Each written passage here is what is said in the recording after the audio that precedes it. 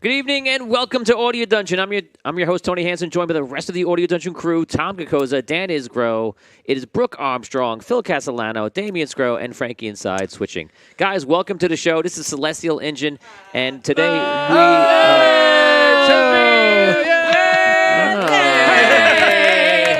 They say it's your birthday. Wow. We're going to have a good time. Thank you. That's so nice of you guys. Thank you.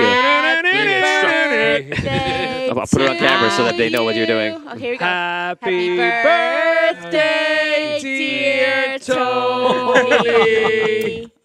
Happy birthday to you. Wow, thank you. How's it feel to be 40? 40? Feels great to be 40. Feels good, right? Let's go with that.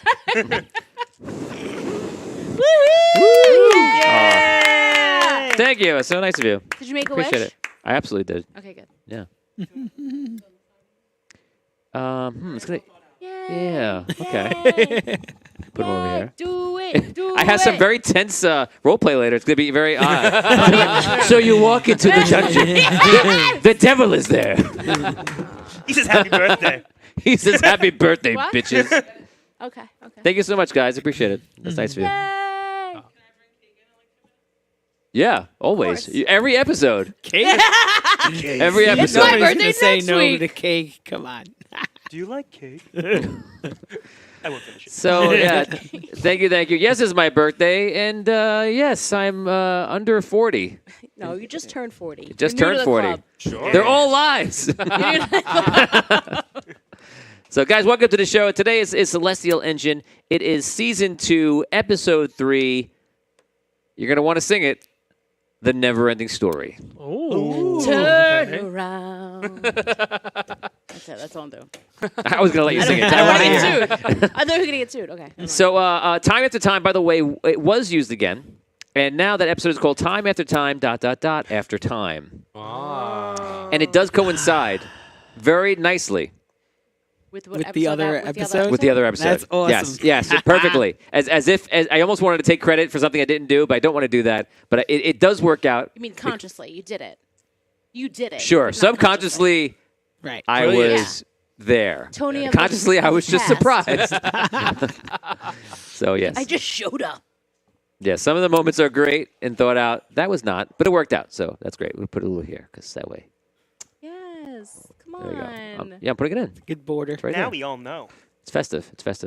It looks like it belongs as part of the, It does. Yeah. It's like the part of things here. Okay, so guys, welcome to the show. So today is going to be interesting. This is kind of one of those episodes where I have a lot planned out. I'm very excited for it. And it depends on a lot of things. Sometimes I tell you these episodes where it depends on what you do.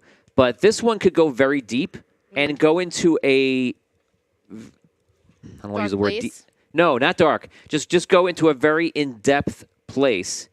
And the game, I want you to know that the game is ready for you to do that, meaning my brain is ready for you to do that. So when something comes up and you're going to have a little sense to yourself of like, oh, wow, I can ask some deep questions here. If you want to, do it. Okay? That's what I remind you.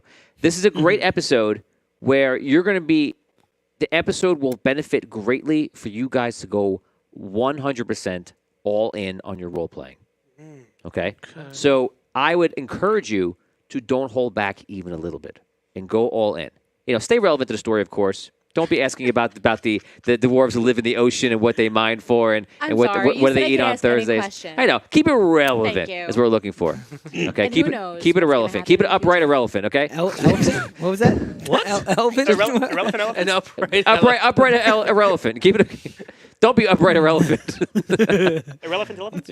So yes. So have fun with the episode. If that comes up and you guys start embracing that part, this episode has a lot in it. A lot.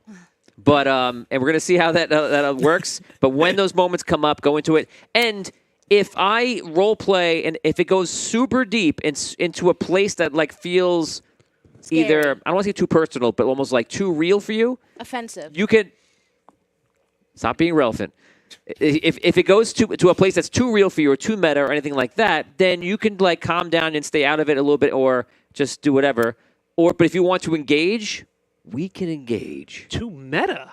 Yeah, like Right. It possibly may go there. It may not. It depends on how you guys react and how you go. So heavy. if it does go to that place, if I make that decision to go there because it comes up and you kind of pull on that thread and then we activate that mode, again, if it goes to a place that's too much, feel free to back off a little bit and and in your wording or how you act, and I'll notice that and I will back off as well. Are you gonna do what I think you're gonna do? God. They didn't see that. I mean, it is his birthday. That's not what I thought you were gonna do. It's his birthday after all. So I don't know what you're thinking, but Okay, all right. I don't know. But here we go.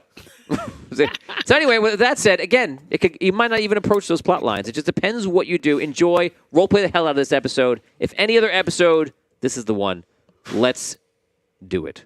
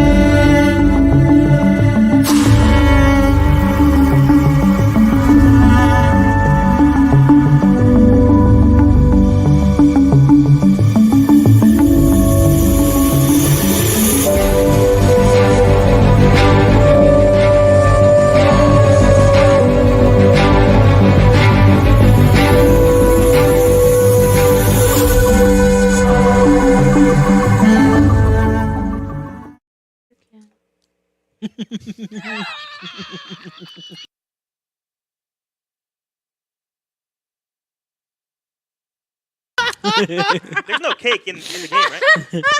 There is now. Space cake. Space cake. How good is the cake? It's pretty good. It's good. Yes. Welcome to the show, guys. This is Audio cake. cake, and it's delicious. Wow. Just kidding, guys. So it's my birthday today, so we're eating some cake. Welcome to the episode. So, guys, today's episode is Celestial Engine. It is Season 2, Episode 3, The Never-Ending Story. And let me say it normal because I'm going to delete that. Guys, today's episode is Season 2, Episode 3, The Never-Ending Story. And it's going to be a fun question after in the engine room where I'm going to ask Tom what this episode is about.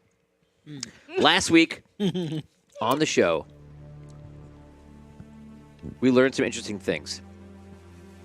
The players have learned and possibly are accepting, or maybe only partially accepting, that they may be Star Seekers. And Star Seekers, as we have learned in the quest, are souls that keep returning because they are seeking to evolve to a higher frequency and have a more significant impact in the physical world.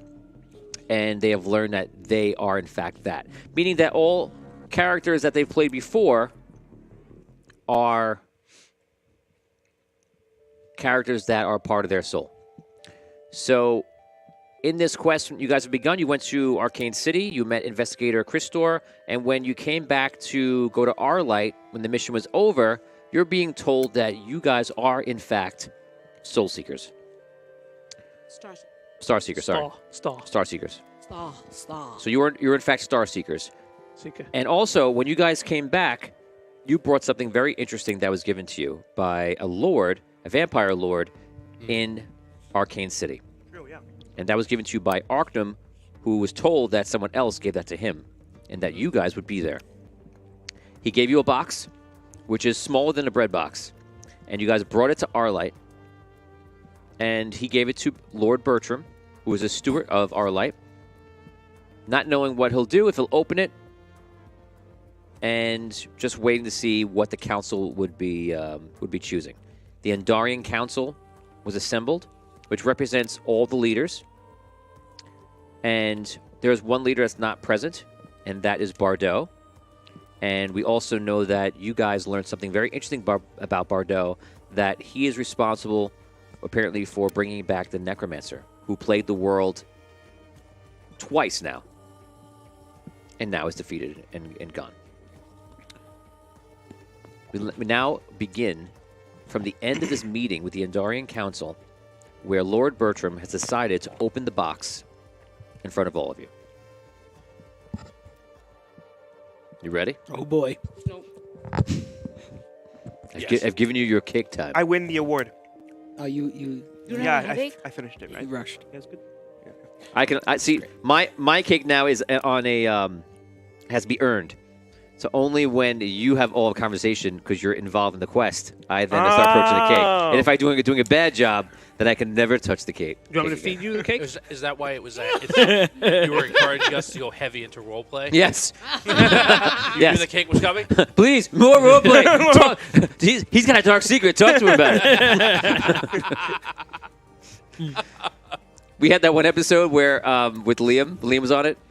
And I remember because Liam was in one of the shots where I said if you get caught eating the cupcake, you lose yeah. spirits. So literally, Todd was trying to catch us. So literally, Liam and then he stays there for a long. Todd stays on for a long time. You know, Todd's sense of humor too. So then he goes away, and then he has to go and he comes back. He just it was a lot of fun. Okay, guys. So we're gonna take it from that moment. Oh boy. Lord Bertram takes the box. He brings it forward, opens the box, looks in, and then looks up at everyone else. He reaches in and pulls up in his hand Bardot's watch. What? Whoa. Why would he do this? What does this mean? He hands it over to near Raphael for them to inspect.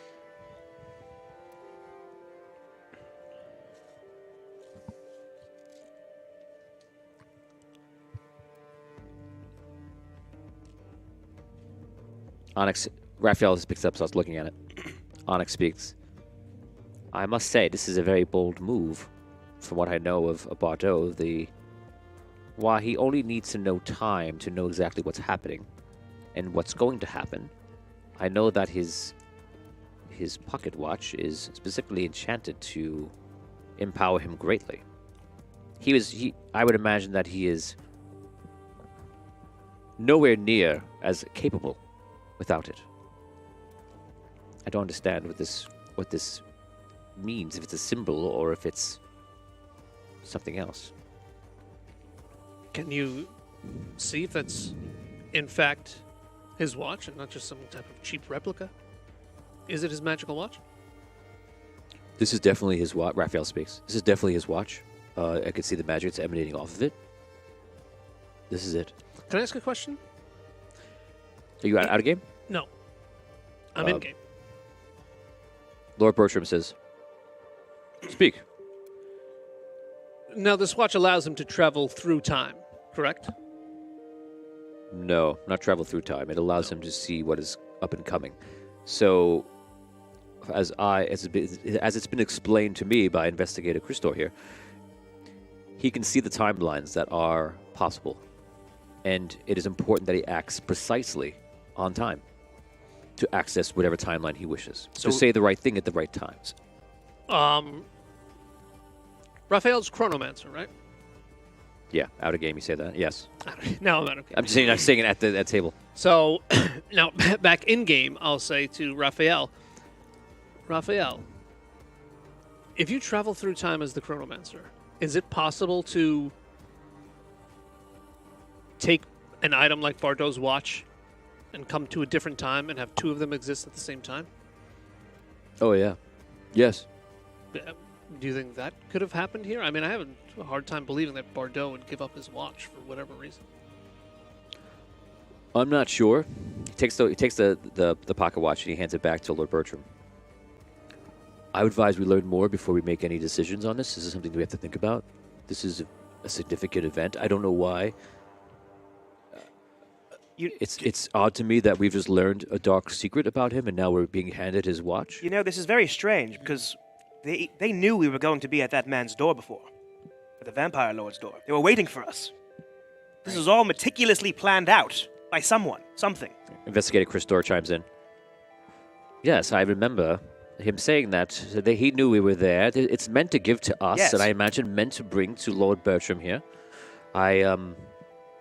Yes, I wish I could offer something else from being there and receiving this gift, but I do not know what to make of this either. Can I ask a question? I notice the empty seat. I imagine it's for him. Was he invited and didn't come? Purposely not invite him. Lord Bertram speaks. Bardo was invited. When we send out a message, it always goes to everyone in the council. So it was his choice to not come. After hearing the news, I was unsure if I wanted him to come to speak of this matter directly or have some time with it. But in essence, we did invite him. His seat is empty there, right? Yeah. Do you think, Fix your micro. being that he's someone who can see the future, do you think he knew that you were going to find out about him today? Maybe he sent this here as a sign of, like, almost, I'm going to show you how almost vulnerable I am. I'm going to allow you to have a control over me. As a sign almost of good faith. Yes. You're talking to Bertram? Lord Bertram? In general, yeah. I don't know.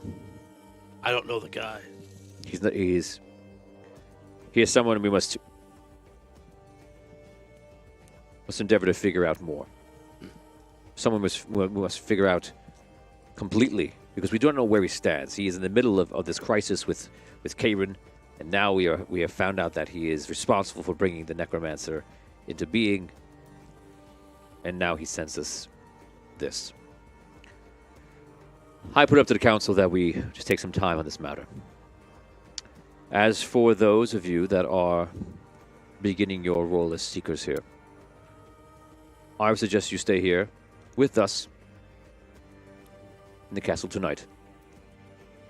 Leave in the morning and head for the Stellar. Okay. Investigator Christor, I would ask you to stay with them. Well, I thought I would return actually to the Arcane City, perhaps. There's still an incident where I was unable to completely close the portal there, and I do believe it might be the last portal to the realm of shadow.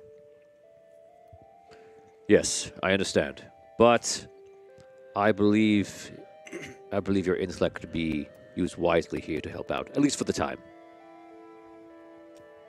I suppose. Yes, whatever you wish, of course. I will be with you all tomorrow, and we'll go into the Stellar. Right. A lot of the other ones you're not hearing from the other leaders that are part of this council are just like saying small things to each other, nothing of real consequence, but mostly just kind of taking notes and listening and, making small suggestions. The council ends, and guards re-enter the room, and some of the staff in the castle come in, and they guide you to your rooms upstairs. Could I give the dragon wizard the things that I collected? Yes. Yeah. Okay. We can do that scene right now, actually. Okay. It's for you. Okay. Good. Yes. Very good. This is very important that you did this. If you say so, I believe you. I want you to follow this path. See where it takes you. Yes, sir. Do you have any questions? Not at the moment, but I'm sure if you have anything for me, you'll let me know. See what comes of this. He leaves. Okay, so all of you are brought upstairs. Your rooms are all close to each other. These rooms are huge. Some of you already stayed in these quarters. I think all of you, actually. Unless some of you stayed on the ship, which you might have. You're brought into one of the rooms that has a common area, and they bring you some food and such in case you want to relax, just kind of hang out. And I think you feel like they're kind of catering to you because they feel like possibly the news is overwhelming. It seems like they're trying to take a little bit extra care for you. They finally leave the room, the staff in the castle, and you're in one of your rooms. You're in one of the common area that connects most of your rooms together, and you're sitting in front of this huge table that you could be sitting at or not. There are couches in this table. This room could be servicing an area that could provide like a party for like 50 people, but it's only the small lot of you. Chris Storr, the investigator, is not with you. It is literally everyone at this table only. You can roleplay. Well, I guess we're going to space. Right? I don't know about this memory thing, though. Yeah, no, I'm still a little unsure about this. Am I still going to be myself by the time this is all done? I don't know. I would imagine so. The way I've taken the information is that it's almost as if we're going to be learning new things, but maintaining who we are. Like if you were to read a book right now, you would learn new information, but now, when we get there and retrieve memories, it's like we're learning new information. Yeah, that's a good way to think about Yes. it. We might I think be- it's natural. Oh, sorry. Oh, I was going to say, it's natural to expect that you might change because Do you change you're when going to you- know different When you things. take in new information, do you not change? Right. Yes. Seems like you do. But yeah, I mean, aside from information, are we going to have memories of our past selves?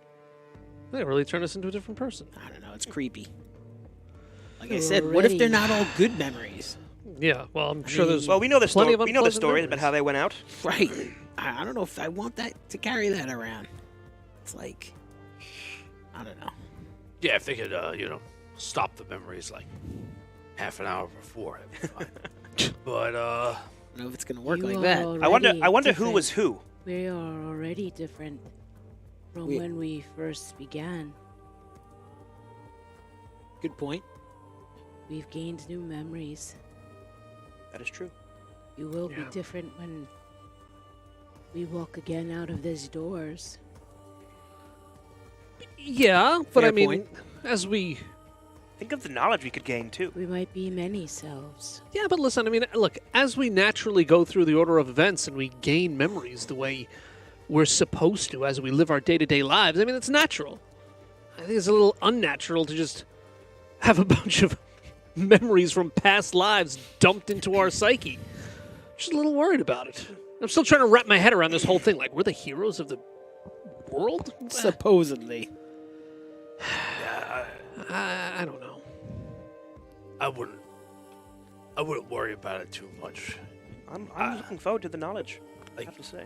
Yeah, you listen to stories about the history of this world. If you get picked to be a hero, then that's what happens. And ain't much you're gonna do about it, right? Very true. So we go, and they said you didn't have to do it. Yeah, So don't what you want to do. But I'm trying to think of like, gotta be honest, which one is me? That's what I was wondering. Who was I? Who were you? Yeah. I don't know. well, I mean, it's probably multiple yous, right? Oh yeah, but I don't know what other. We only know about the most recent ones, the one right Right. before us. We know those stories. Yeah, Yeah. Right. like I'm like a big tough guy. Yeah. Was I a big tough guy then? Or was I a little tough guy? What if you weren't a tough guy? No, I mean I was clearly a tough guy, but you know, right? Isn't that curious? This, yeah. I mean, Oh, man, what if I wasn't as handsome?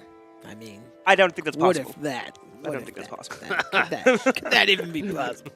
I don't know. I wouldn't want to know.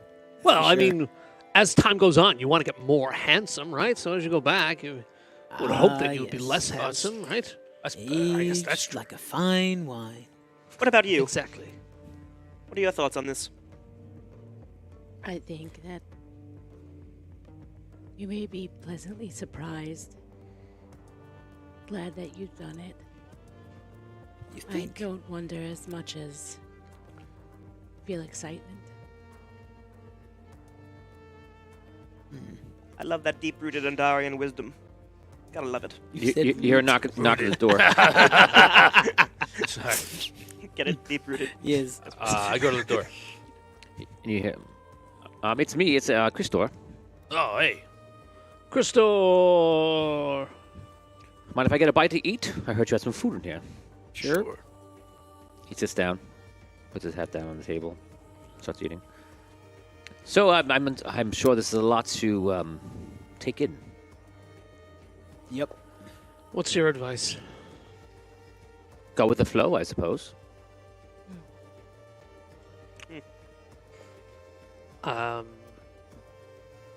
This kind of isn't really a go with the flow type situation. This is like your entire life is being uprooted type situation. I suppose, but what are you to do? That's what I'm saying to you. Go with the flow. I think go with the flow is the right move. Oh boy.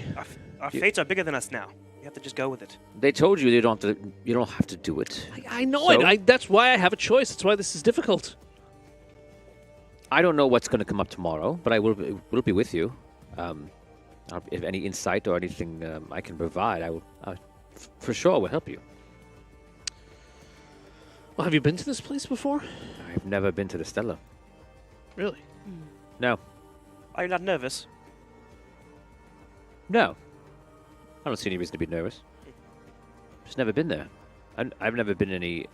I've been in religious sites, of course, especially in many ruins, but I've never been in the Temple of the Ancients. I am intrigued to see it. Yeah. I am as well. I wonder if there'll be treasures there. You know, ancient I've- relics. I don't Who know. knows? It's quite possible. So he sticks around for like 15, 20 minutes. Okay, well, I'll be staying here in the castle as well, so I will see you all in the morning. Get some sleep. Don't worry about all this. What happens, happens. We'll take it one step at a time. It's good advice. All right. I'll see you all in the Have morning. a good evening. Okay. He leaves. Smart guy. Smart. What is he talking about? Look, I get where you're at, but I'm gonna say mine's. Look, either it's gonna happen, or it's not gonna happen. What are we gonna do? We're in it now. That wasn't. Like, was I the only one who thought that was totally suspicious?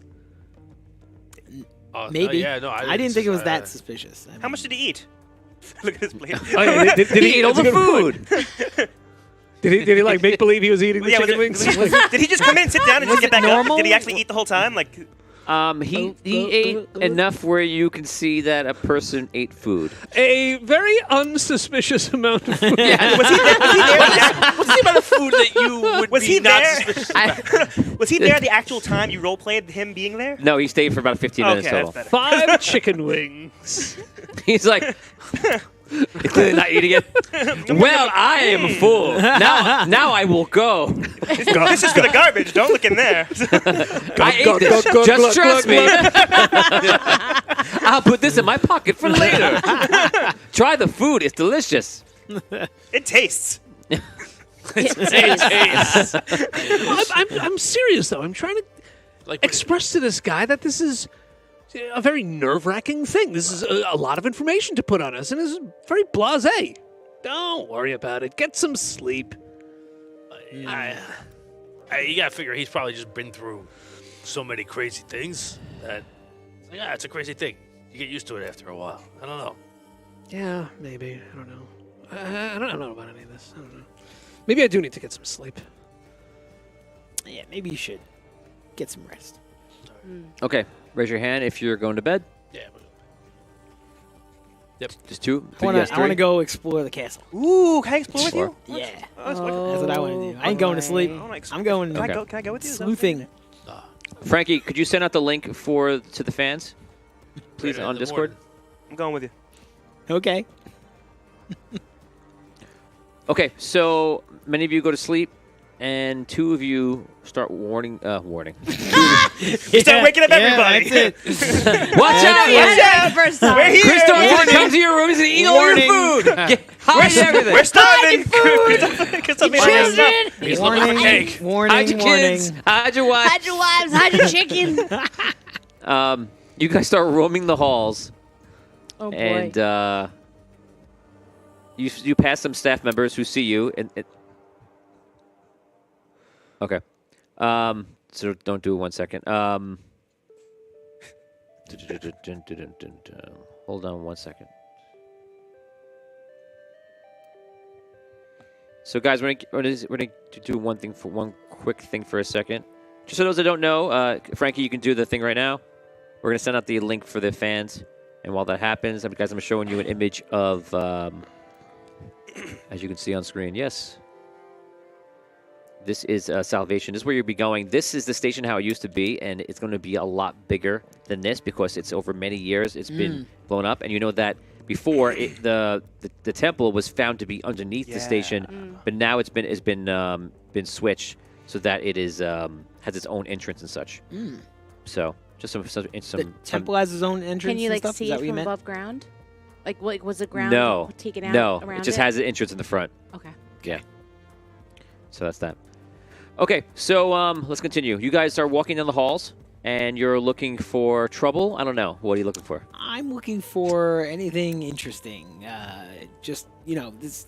I don't know if I've ever stayed in a place this nice, and Okay, so you walk. just kinda, yeah. So staff members pass you, and they see you, and they seem a little bit like, "Oh, do you need any help, sir?" no, just fine, thank you. Well, of course, if you need anything. Sounds good, thank you. Okay. Thank you. So you walk the halls, and what are you looking for? Yeah, so what are you doing here? What are we doing here? I'm just looking around, seeing what else they got in here. What other, who else might be here? Or I don't know. Just trying to check it out. Okay. I can't sleep right now. Sure. Could you? I'm just curious about what you're going to do. Well, yeah, that's what I'm just looking around. What are you doing? Following me? Kind of curious. Okay, I want to see that's where you fine. lead us. That's fine. Well, I'm just curious to explore this place a little bit more. I want to see, what we might find. Any secret maybe, rooms? yeah, maybe other people are staying here that are interesting or something. I don't know. I've never been here before, let alone had Okay. a chance to roam free here. Walk around and see what we could see. I don't know what we'll find. I don't know. This is a fancy place, so that's what I'm thinking. Wanna go Maybe- open maybe random we'll doors? More towels. Perhaps. Maybe. So what are you gonna do? What's the question? Look around. I wanna keep looking around. Okay, so you look around, different levels of the castle. It goes on forever. There are many rooms. There are many doors. Ah, Sebastian, you better go. You better head. And you don't find anything really of interest. As it is nighttime, most people are retiring for the night. In the far distance, near the first floor, you do see that there is like a lounge with a large hearth, and sitting in front of this fire appears to be Onyx. And he's joined by one or two other people. Go say hello. Sure. All right, we'll walk over there and say hello. Okay, so you see Onyx is sitting down. You see John Lynn is there. And you see the Seer is there as well. And they're just sitting there having like tea. John Lynn is not having tea. Good evening. Oh, good to see you. Good evening. You too. Thank you. If you wish to join us, you may. I was just taking a stroll. I think I gotta stay on my feet for another little bit. Sure, of course. Sounds good. How are you adjusting to life as a Starseeker? Well, it's obviously a lot to take in. Not sure I totally understand it yet, but it's intriguing, I'll say. I help myself to tea. The Seer leans forward. Of course. Here.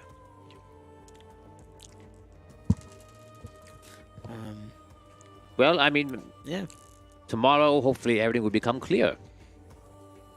maybe. I'm not sure if I'm gonna go through with this whole memory thing, but we'll see. I don't know. Whatever's right for you. All right. John Lynn That's is good. John Lynn is sitting on the side of the room, and he obviously has wings, and he has like a partial armor on, which is all like spiked, like dark plate mail armor. Just kind of sitting there, like brooding. Yeah, he's kind of intimidating. I'm not gonna like bother him. He looks over to you. You should make the right call. What would that be? You served these worlds before. I have served with you. It would be a loss not to have you on our side once again. Wow. I mean, that's I appreciate that. You know, obviously I don't remember, but if it's true, I'm honored. It is true. Hmm. It And is you your decision. Yeah. And you're sure of this? You believe it? Yes. Okay.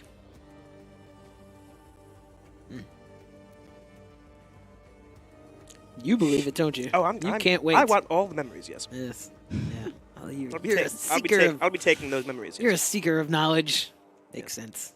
Me, not so much. Not as much. Just go with it, man. Perhaps. Perhaps. You're in it now. That's it. Once you're in it, you're in it. I don't It's know. almost not. You think you have a choice, but it'll pull you back in somehow. Somehow you'll get pulled back into it, You think? and then there will be. I don't know. Maybe. We'll see what tomorrow brings, I guess. So they start talking about just menial things and such. If you want to ask the questions, you can. What do you want to do? I'm gonna move on. I don't have really any specific questions, so I'm not Okay. gonna hang out. So you leave the room. I imagine you following him. Yeah, follow him. Okay. Thank you for the tea. Back up there. Good evening. You wander the rest of the halls. There's nothing unless you tell me something specific you're looking for or somewhere you're looking for. It's basically the same thing endlessly in different directions. You find a banquet hall. You find interesting places around the castle where there's good vantage points to look around the grounds. Can I cast Arcane Sight? Yeah. So see, like check like certain areas out. See what it's like. Yeah, you don't. Unless you look out a window, you don't see anything that's arcane based. Okay. But outside the window, you do see there are some buildings that actually float. They're using arcane magic, so that is within your sight. There's nothing really Cool. here. Let's just. I Wanna think we head back? Yes. Alrighty. We'll head back. Tea was good. Okay, so you guys head back. Do you go to bed? Yes. All right. Yep. Okay, you guys go to sleep. You sleep until the morning. You're woken up pretty early. You guys assemble, and they bring you out to the starport right outside. And there, you see your ship is ready, and there's a few other ships that'll be with you. Christor is already there, and Lord Bertram is there. You guys walk up, and you can roleplay. The card shark looks beautiful today. Can't wait to get in there and get going. You know, the shark. The ace What I like. deuce. It's the ace deuce. Ace deuce. That's what you're calling it? That's what I've been calling it for years now. You don't have to play this game. Okay. Whatever you say. Look, not now. I'm a little nervous, all right? Right. Take it easy. Did you find a mattress that fits you? All right. Nah, I slept on the floor. Oh, that's All right. that's a shame. Nah, it's better that way. These are soft. Lord Bertram, thanks for that. I assume that's like cover in case anything bad happens when we're out there. Of course, we've had some incidents with Karen trying to infiltrate our forces in our space. So, considering we found out who you are, this is a bit of a security risk. Right. Tony, I'm sorry.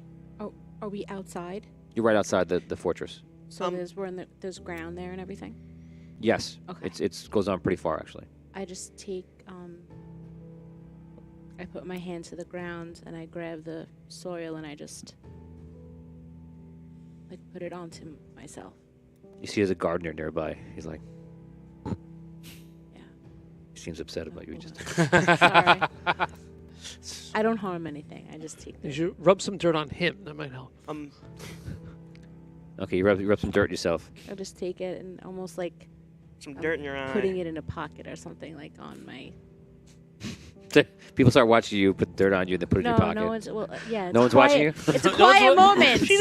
No one can It's a see me. Nobody look. She's a tree. It's a moment I'm having. Trees Is do this that. how she bathes with dirt? I don't know.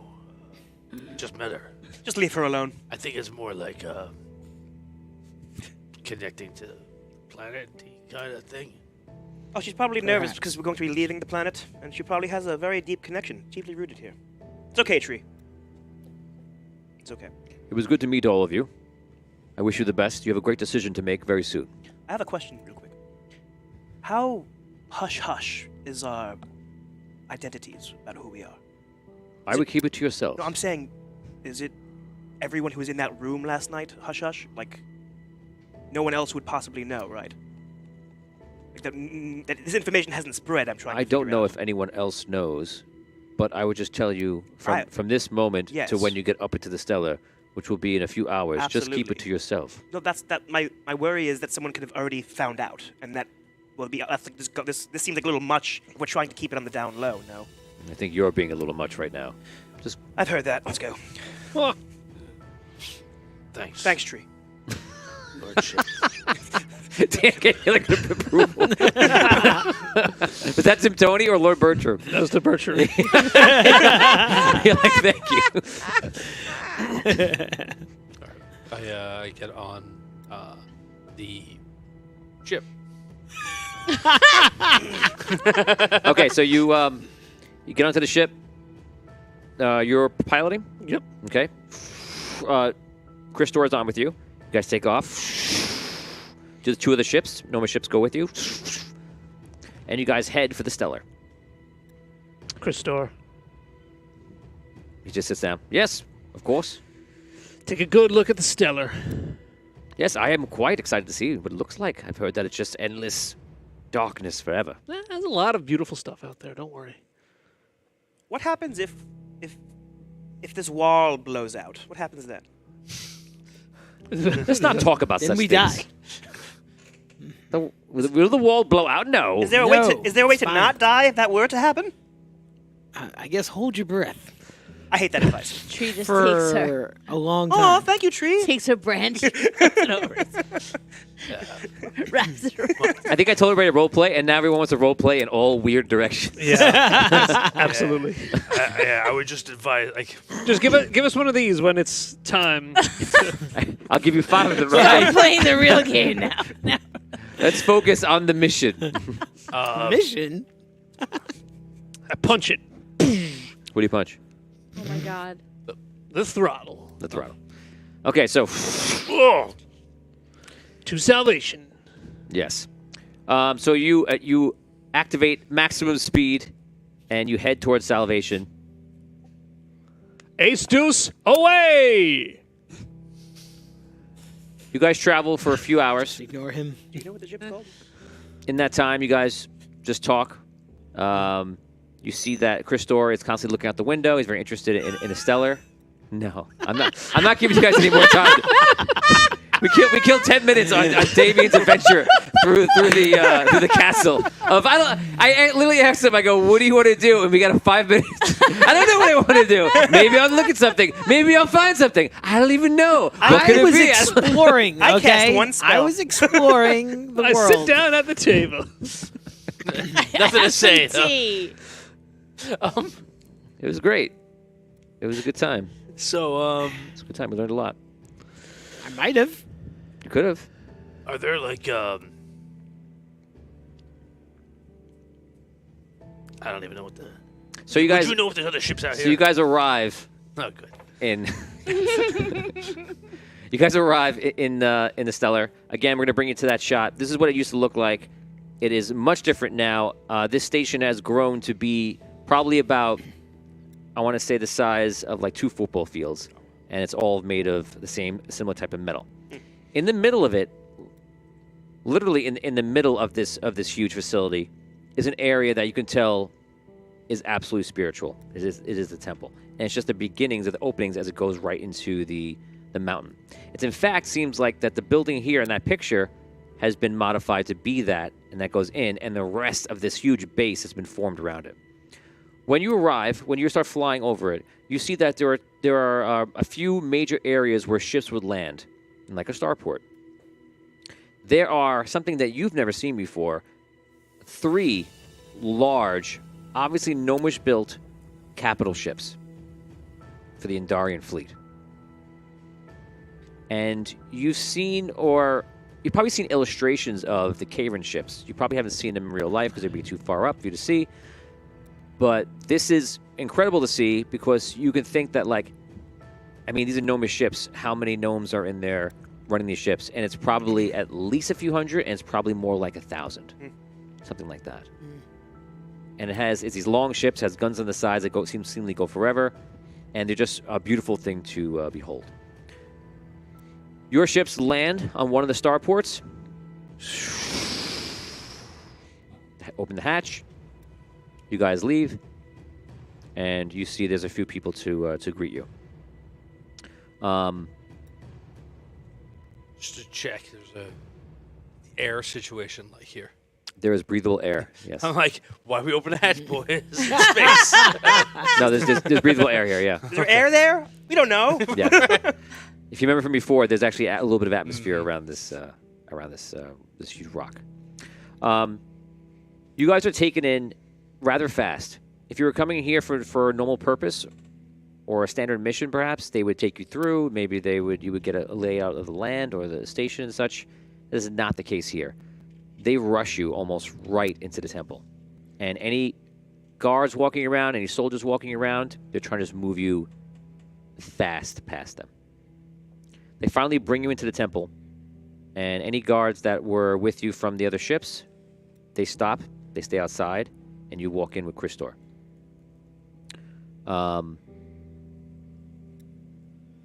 You walk into this main room, and you can see this is once the facility that was that processing for the crystal. Now it's been cleared out, and you see inside there is crystal, but it's more like crystals inlaid in the walls. Everything's been turned into like a sacred space. It's very calming, very peaceful.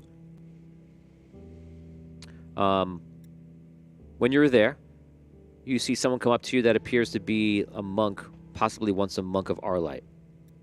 And they kind of walk up. Welcome. Hello? This is the Temple of the Ancients. I have been told of your arrival.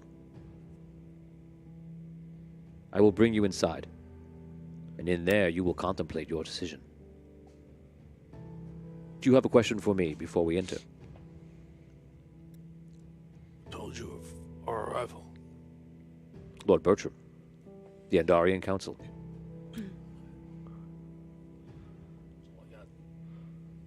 What will happen when we enter?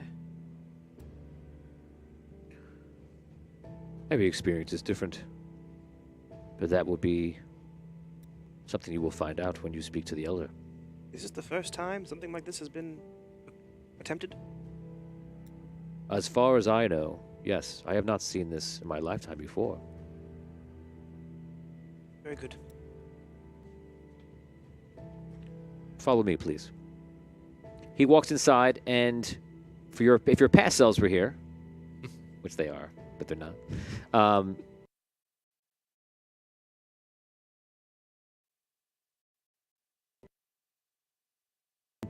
completed. It's like you're walking in like a building that was always here, not just in the rock. And you're brought down the steps. As you walk down the steps, torches light up. And as you pass them, they go out.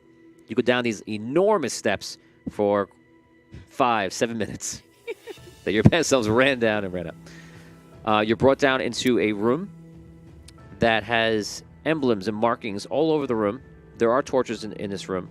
And you see in the center, as you might have seen before in your past life, is Altari. And behind him are all the entrances. Different ways that you can go deeper into this temple of whatever it is. The monk bows slightly to you and just turns and walks back up the stairs. Your first thought is, he has to walk the entire way back up. He's probably used to it. You'd fall down and trips him. Oh, no. no. Oh, no. Your job will be to bring people in and out. Yeah. Can I just point to the stairs? No, you need to go down the stairs. All the way down. back I up. All the way back. And I don't wonder forget if anything. they're gonna make him come get us. when To we're go with a leaving. shorter robe. I wonder how many times Can I get a he robe that walks is a up little and down shorter those so I don't steps. trip the way? No, these robes are one size fits all. He ties it up on the side. Please don't do that. Yeah. Welcome to Brooks and Tony's. Yeah. Side note. I'm also digressing in this episode.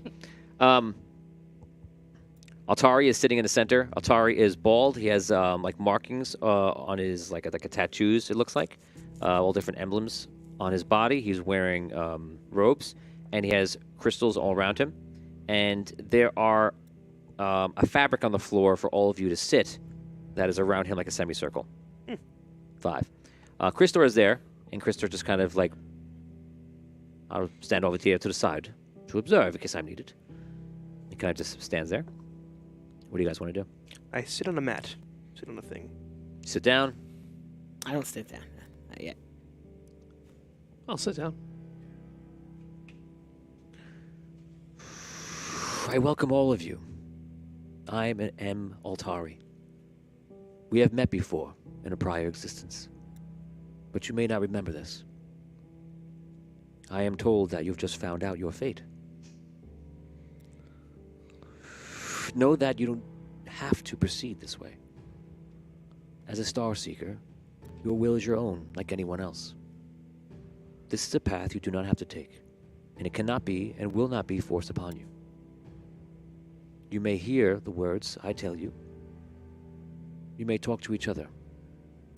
At the end, you will make the decision to go forward in this or not. Travis, fear not. You may sit down. Okay. Thank you. Sit down on the blanket of decision. Okay. Sitting down means you said yes. No.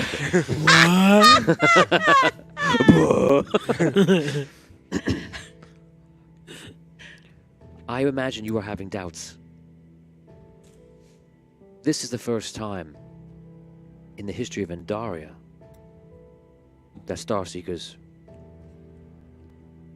were announced in such a way to where you knew who you were. You see, in other cultures, Starseekers are known, but Andaria is relatively new, in this system at least. This marks a great and first event. Before I begin, do you have any questions for me? If we decide to go through with this, what will you actually do? What's physically going to happen to us? If you decide to go through with this great decision, you will regain the memories of all your former lives. In the past, you have led existences that have allowed you partial access to your memories. This would be the first existence where you would retain all the consciousnesses in one. I get that, but how does that happen? Do we go into another room? Does someone cast a spell on us? What's physically going to happen to us in order for us to regain our past memories? What's the process? I will perform a ritual that will allow you to combine with your past selves. It is simply that. Alright, so this is the first time anyone on Daria is doing this. Let's say we decide to go forward with it. Any possibility of something bad happening? Like us getting lost in the, I don't know, someplace or something? No. You will be different. you will be more. Why is this the first time?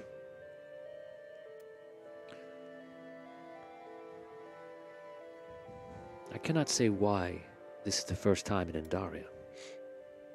Let us say that timelines have converged here. Finally, for Andaria. And you believe this connection to be relevant for the upcoming war? Personally, I do believe that you will be a large factor in the coming war.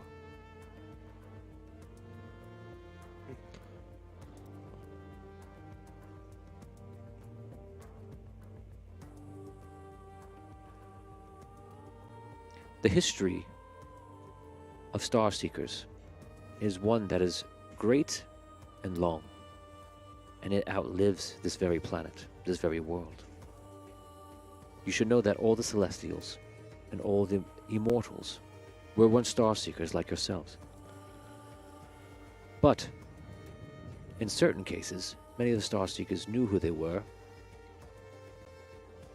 for a time, as in their society, this is not something that was secret.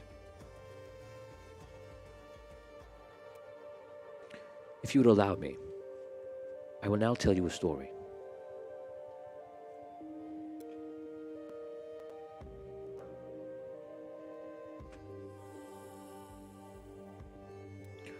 Once upon a time, a group of 3 were the earliest known Star Seekers. The first of their kind in this region of space, the stellar, our galaxy, our home. They were known as Andar, Drogano, and Kalana. They were all Star Seekers. Kalana was most famously a princess of the world of Zir, a society familiar with the concept of rebirth of the soul. She was born again and again as queen and then daughter to herself. She would live an existence where her soul would embody the 2 bodies of mother and daughter. Princess and queen, she was beloved in her region, and she was beloved in her reign. Andar was a hero of the realm of Zir and her mate. And then, of course, there was Drogano, a powerful sage in the world of Valdor, whose father was a Star Seeker who was honored to become a High Celestial and immortal. He was the star at the center of our world, which we now know today as Andar. His name is Zalrun.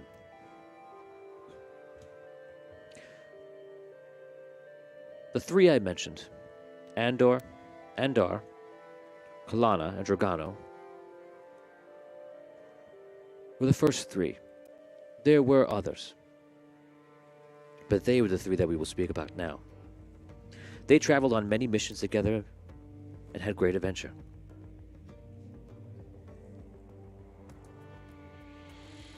Eventually, one day there came a time where Zalrun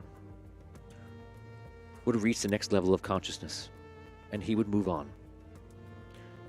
Zalrun, being the father of Drogano, many thought that he would pass the privilege of being the star at the center of our system to his son. But that was not so, for he chose Andar. And when it became time to choose an immortal for the budding planet nearest to Andar, Andar chose Kalana. And Kalana, in her youth, became Andaria. Drogano felt betrayed by this and focused on any means he could to evolve. One day, he did just that when he came into contact with a powerful crystal that made its way to Valdor. Eventually, he gained enough power to evolve himself into a small rogue star, wandering the dark space beyond our system, out of the sights of Andar. And all of a sudden, he tore through Andarian space, wreaking havoc upon the worlds. First, he passed close to Zir, ripping the energy and the souls from the world into him, leaving behind an empty world of ruin. He passed close enough to the enchanted world of Arathia, to where he was able to throw the world off its course. And finally, he set his eyes fully upon Andaria, and he sought to destroy the planet entirely in his rage. But it was not to be. As when Dragano encountered Andaria, upon his attack, they became locked in an orbit. Not only is this because of the power of Andaria fighting back, but also the fact that Andar himself interceded. For a great time, Dragano and Andaria danced in circles locked to each other, destroying the planet partially, and in the process diminishing the rogue star that Dragano was to a much smaller size. This battle seemed to go on endlessly. As they were destroying each other, Dragano sought to draw out the heart of Andaria, which he was succeeding. Dragano was in fact right where he wanted to be, at least. But, as I said, Andaria was indeed locked to him as well.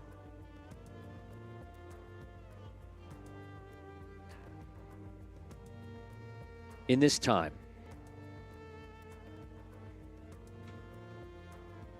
other beings were created at the will of Dragano. And the ones he created would be eventually known as the Queen and the Archmage. Of course, shortly before that, Andar and Andaria created the other Celestials, as you know. The Red Knight, the Collector, the Elven Lord, the Dwarven King, the Keeper, the Lion. These how the Celestials came into being. They were Star Seekers, chosen to evolve.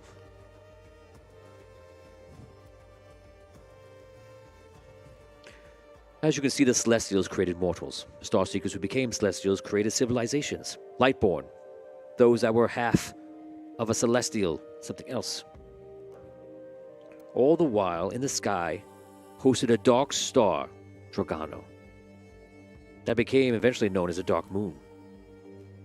A great span of time passed once again, where it was that the ancients, with the help of Andaria, when almost all of her core, her heart, was outside of herself, began to swallow the dark star of Dragano into the core of Andaria.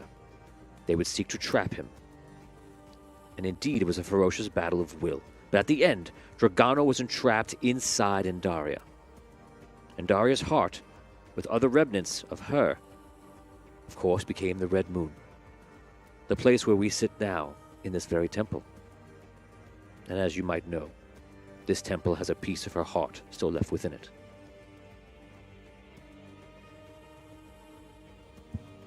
That day, the Celestials,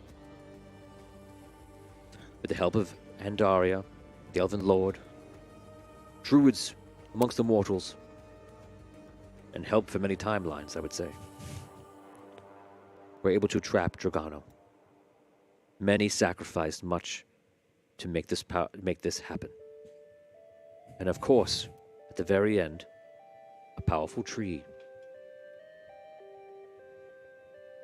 was created. A tree of crystal. And it became known as the Tree of Autumn Light. In the darkest hour, when the light would just about diminish, the tree came into existence. Dragano was trapped inside. Daria was stable. And mortal kind could continue another day. This story is not known to your world. And when you hear things like the Celestial War, everyone talks about it in their own perspective and what they know. I imagine a similar story told over 100 years ago would involve the Celestials, and little knowledge would be given to you about Dragano and Andar.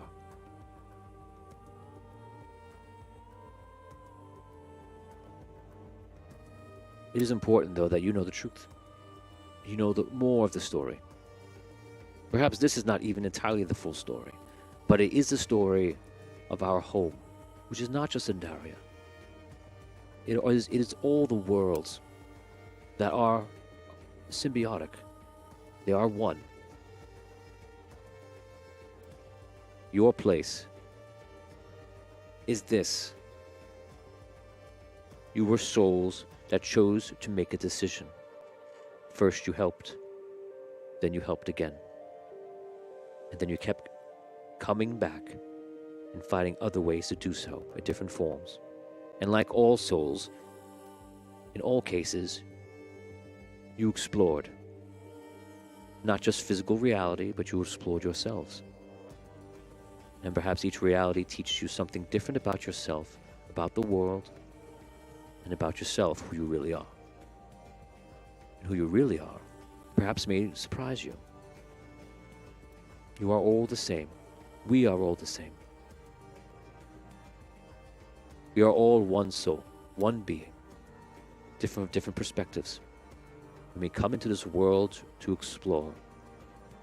But while we are here, there are those that would lower the frequency for everyone, destroy the physical reality, this dream that we have created. The Star Seekers seek to protect this. Yes, you are born in this existence, and everything I say to you feels so far away. But it is not. This is an adventure you have taken before. And while it is not one that you must take again, perhaps it is important that you consider the truth about who you are.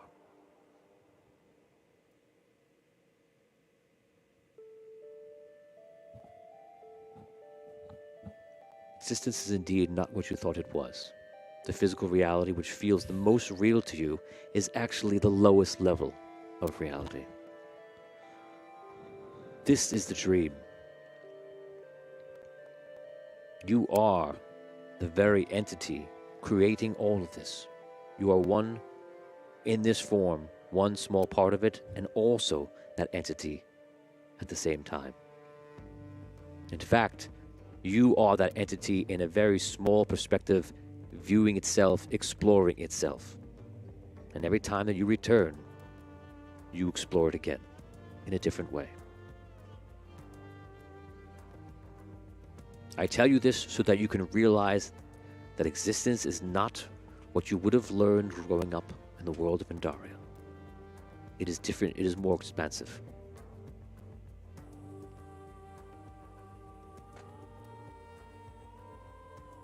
If you wish, you may ask me any questions you like about the nature of existence, about the true celestial war, about your world, or about anything that you might face.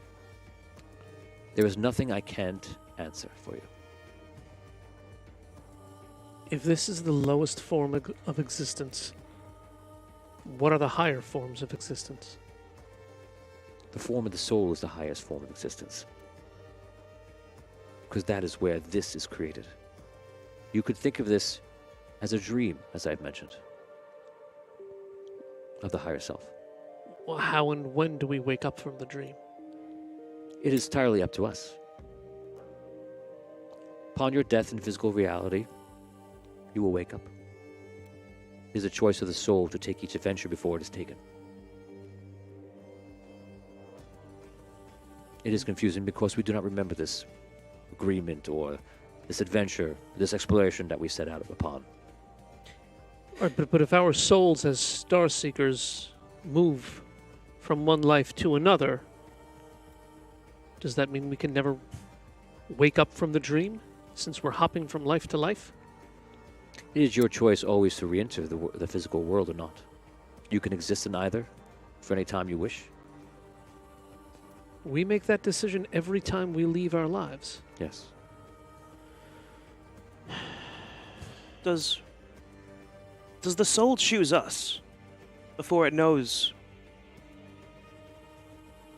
You are the soul. Yes. When you say us, So, our consciousness, me, separate from the soul. that is not correct. You are the soul. You are the consciousness. Yes. Pretending that you are not. Okay. I, when a soul says, "I'm gonna be reborn now, send me back in," does it know what that path is going to be? That's the thing. Yes, there is a agreement or a desire that is set up With before you do so, but you do have many different choices with yourself. I'm trying to see if the soul is aware of what we will be being accomplished, and if it's kind of seeing that this life needs its help in a way. Does that make sense? So know this: every single this will be a separate step into this conversation. Every single outcome that can exist does exist. So when you enter as a soul, you actually experience all of these timelines and choices. But from this perspective, it will feel like you do not experience all of those. You will experience one. And the frequency in which you resonate at, the mindset you have, will choose which one you do. In essence, you are experiencing them all, but it will not feel as such. All right. So, I got a couple questions. One, we go through this process. Do we remember our past physical selves and their memory sets? Or do we gain access to this soul, this pure version of ourselves, and then have that knowledge? Like, how does this work? What I can do is allow you to grant access to your past lives in the physical realm. Only if you were to become an immortal or celestial would you then pass the barrier where you would have access to both the form of soul and you in this physical existence. I had another question, but it's gone now. Sorry, guys. Anybody else have okay. anything? How do you become a celestial? How do you become an ancient? They say that the early celestials achieved this on their own. And then after a time, they began to choose those they felt were worthy. And the cycle continues.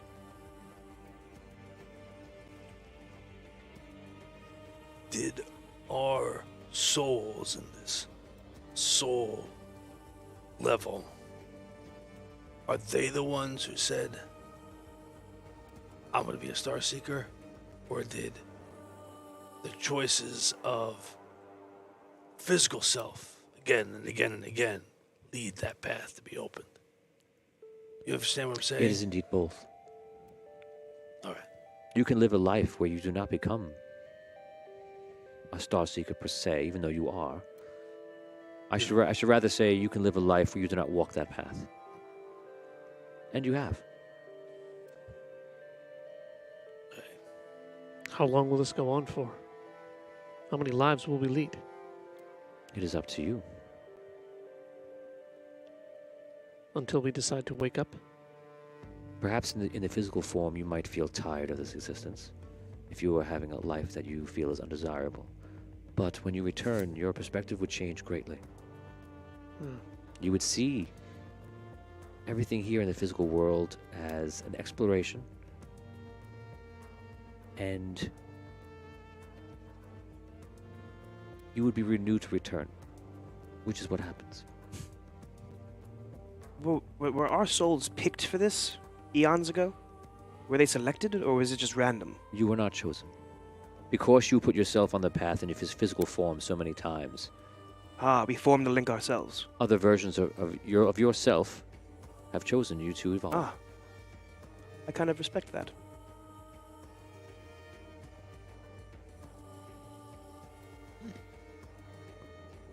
You said it earlier. You're of the opinion that we're gonna be of great import. War that's coming.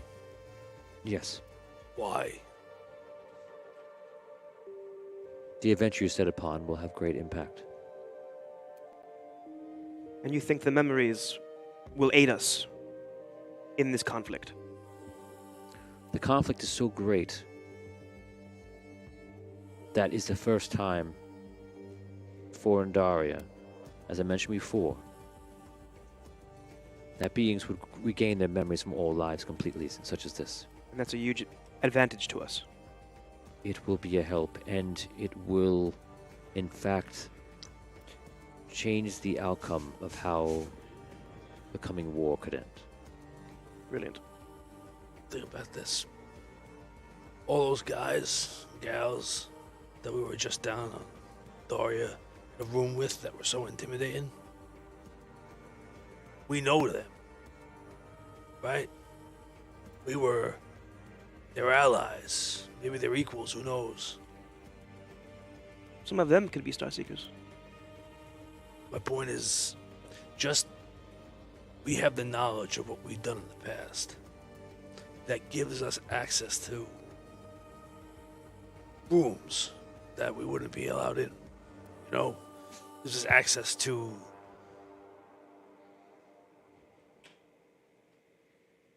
things we would never know otherwise, or we'd have to learn all over again. Yes. Right? You get into a fight, you get into war. Knowledge is everything. Knowing what's on the other side of that hill is everything. I gotta tell you, Atari, you said a lot of stuff that I didn't understand, and I don't know if I'm gonna. Maybe, who knows? Maybe one of my past lives was a big smarty pants, but I think it's the right thing to do. I agree. Do you know if there will ever be a time where we're not needed? If the galaxy is just at peace? There'll always be times where you are needed and aren't needed. They all exist. We probably had simple lives once where we could have just been a farmer during peace times. And then we wouldn't know about, you know what I mean? Like, it's possible.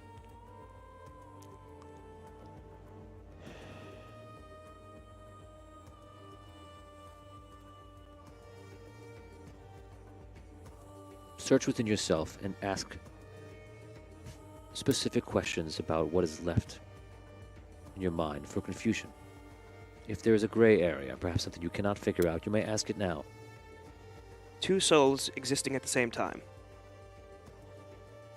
I'm fuzzy on that, and how that's possible. Time is a construct that is made by mortal. As a soul, you can enter as one and then re-enter as another in the same time period or another in the future and the past. Does the soul jump? Is that... The soul could exist in both simultaneously. Yes. But how does it get from one point of being It's to like the beginning of the Earth? Is it already there? It's everywhere. So, like, when we're our soul level, we almost exist outside of time? Yes, not almost. Yes, we do. Right. Me. And so, if I wanted to get reborn, I could say, I want to get reborn, you know, before the Celestial War, or Yes. 50 years in the future, or whatever. And maybe I met myself. That's what you're saying? Kind of. You, in fact, in the future, will interact with other versions of yourselves. I'm trying to figure out, but he says it exists outside of time. I'm trying to figure out how the soul snaps back to like when you're first being born, you know what I mean? Like, how does the soul exist but then go back to there? But if it exists at one time outside of it, then it doesn't matter. And as you think of it in the soul, in the way that you are speaking, that is just one perspective of the soul. Yes. Because the soul is, in fact, everywhere at once. There's probably an element to it that I can't comprehend as a being on this level currently. Do you understand now? Yes. You said, when I'm at my soul level, And I say to myself, self, I want to be reborn. This is the time. The Star Seeker is needed. Whatever. Do I, on my soul level, have to check in with anybody about this decision? No. So I have complete say over that aspect of my existence. When you are on soul level, there is only you. It is everyone. Everyone and the one are the same. There is no one who's in charge. If you're telling me that time is a human construct, and when I'm in my soul form, I can choose how, when, where I'm reborn onto Andaria, that means there can be literally an infinite number of me's. Yes. How many times have I been reborn, and how many times will I be reborn? Every single person on Andaria could be me. In essence, it is you. I mean, literally, I mean, like, he could be me. He could be me. He could be me. She could be me. You could be me. In essence, they are you. They're all different perspectives It's of the almost same like- being. It's almost like we're each a blade of grass, and we're all connected to the same bed, in a way. I guess. I need to understand this. In essence, how are we the same person? I would say the same form, same being. You are all the same because you are one. Just one entity. What entity are we? We will use the word as a source or a soul form in this case. But you are one being. The entire universe as you know it, and multiverse past that. It is one being. What is this one being? It is everything. It is always. What do you mean by soul form? I keep hearing that being thrown around. We use the word soul form to give you a construct to understand what you are, to imagine the tangible of not being in the physical realm. Yes. No, I thought I had it, but no, I don't have Let it. us. Let me put it into another example. This would be an example that is not a perfect example, but it will help you. Let us imagine that you are a creature, perhaps a creature you might see in an ocean. Sure. This creature is the ocean, it is the creature, and that's all that exists. The ocean is one thing. Everything is one. The creature wishes to experience itself in different ways. You go to sleep, you dream. You dream yourself to be a slayer of dragons, a savior of the people.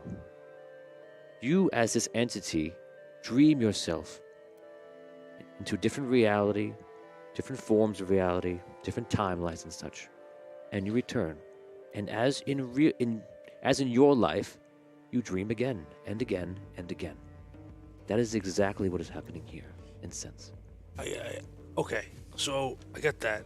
This is where I was lost. This is me. Okay, here's low level, me, wow, right? That's me. Then somewhere up here at a higher level is soul me, which is all the different me's that have ever existed are all tied back to soul me. And that's soul me.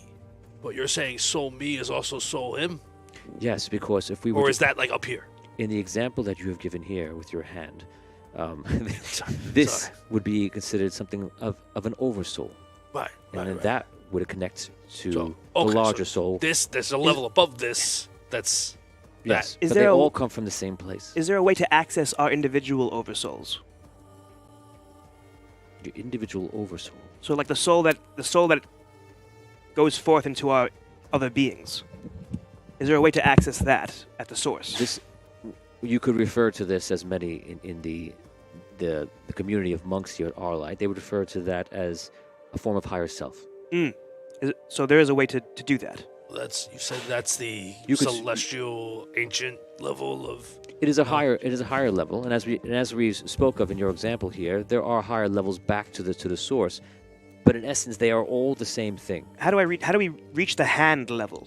The hand level, where the soul comes from at the lowest, the highest form above where we are. That level is always true within you, Yes. and it's something that you're tapping into repeatedly all the time. Yes. But it is so the thing that you're trying to do, the thing that we're going to do where we unlock our memories, is that going to like allow us to see from that perspective downwards? It will not. But whenever you feel that you're on your correct path, you're following a purpose that was set out for you before that you began your physical existence, you are chiming in with the higher self, with your previous agreement with yourself to have this experience. Okay. So while you wish to cross the boundary between what you consider to be this higher self and you are already doing that. You are already that being. So we can't, not physically, on the physical level, being able to transfer our consciousness to all points. Because you're making physicality out of something that is not physical. Yes.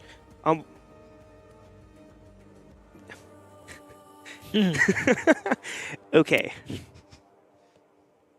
This is the time to ask these questions, I suppose.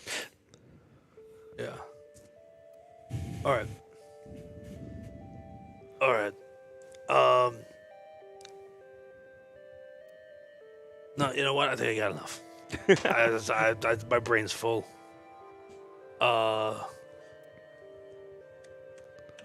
We do this thing. Whatever this ritual is, we get our memories, right? I remember all the past physical, different forms of me, all those memories, whatever it is. Yes. What is the next thing that happens? You begin your adventure. Do you know what that is? Because every time we ask this question, we get told, well, then you just do stuff. Does anyone know what that is? What are we supposed to do? That is a good question. Are we supposed to go to another planet?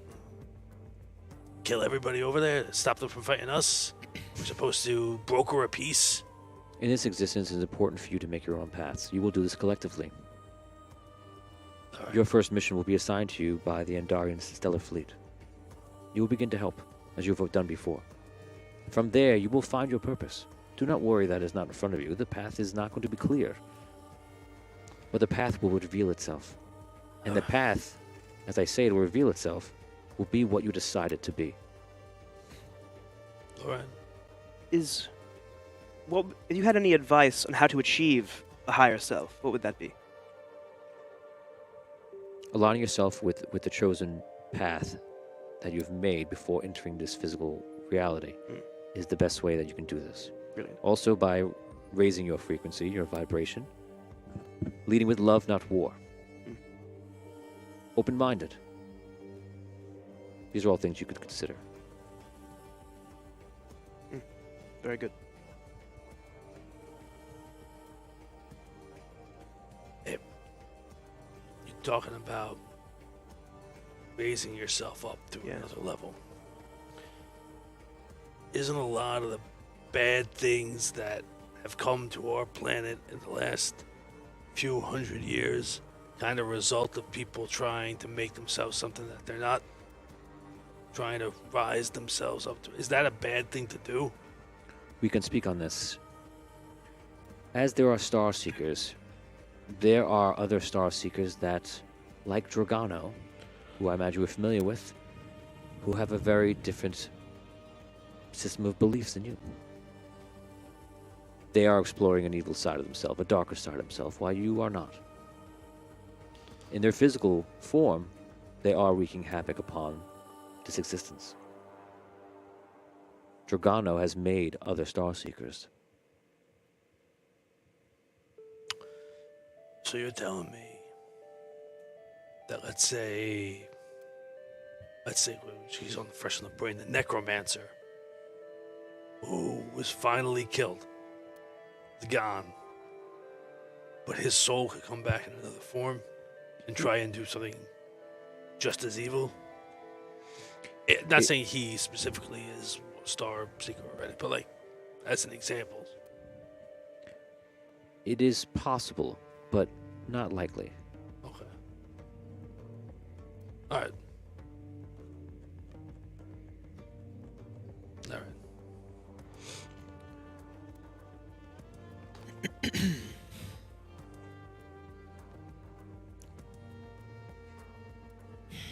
When do we start? first we need to see if everyone is willing to go forward. I stand up. I'm ready to go. Yes, very well. Let's go. Stand. Are we to be seated or to be standing? What do we have to do? You could stay You seated. going if you through want. with Okay, this? so I don't I'm already standing up. I'm gonna, Praxis. I'll stay seated then. Unless it's a symbolic gesture. it's a symbolic gesture. Okay, fine, It's I'll like, stand come on, let's go team thing. Altari. I feel as though I don't have much memory of anything that I was as a singular sense. And at the same time, I feel as though I have memory of something, but it's fuzzy, clouded. Will this help to bring that all to light? Yes.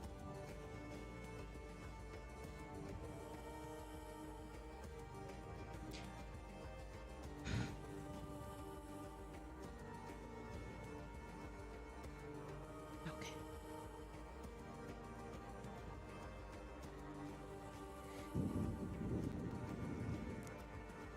How do you feel, Thraxis? This is a lot. You know, I kind of felt like it was a big gamble first to go through with this. Big risk. What to do, you know. Try to get memories back or not. And I don't know, after this, now I kind of feel like the gamble is going for it. You know, the gamble is what we might find out about ourselves. Yeah. I mean, I don't know what to expect, but I mean, after having all this revealed to us, I don't know if I can just walk away from it at this point. I mean, I'm doubtful, but I'm also curious. Yes. I think I'm ready to see what's on the other side.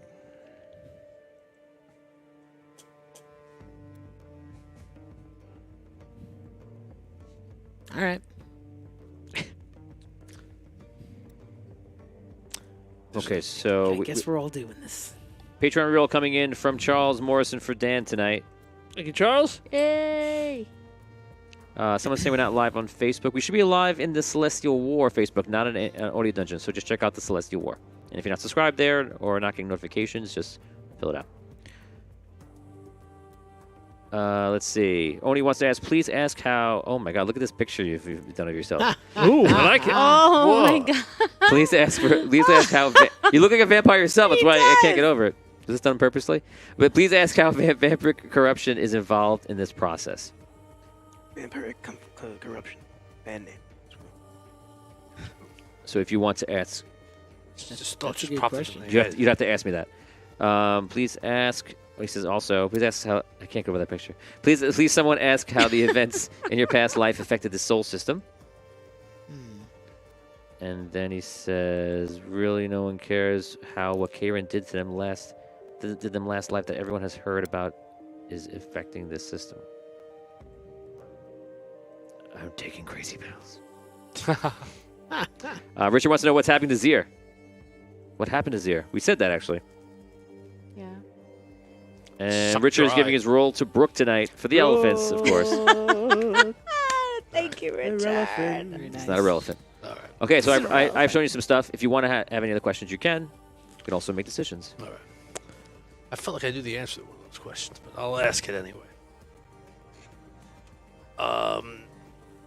Just we all heard the stories of the past, our past selves, and how they sacrificed their lives in order to keep the Soul Seeker, Star Seeker thing going, right? Yes.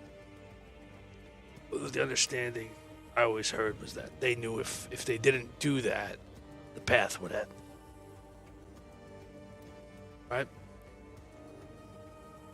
So there's these creatures, we just ran into them, vampires, right?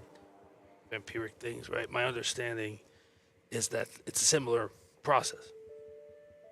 If you were to become a vampire, would that also end your cycle of being able to be connected to your soul reborn, all the rest of that stuff?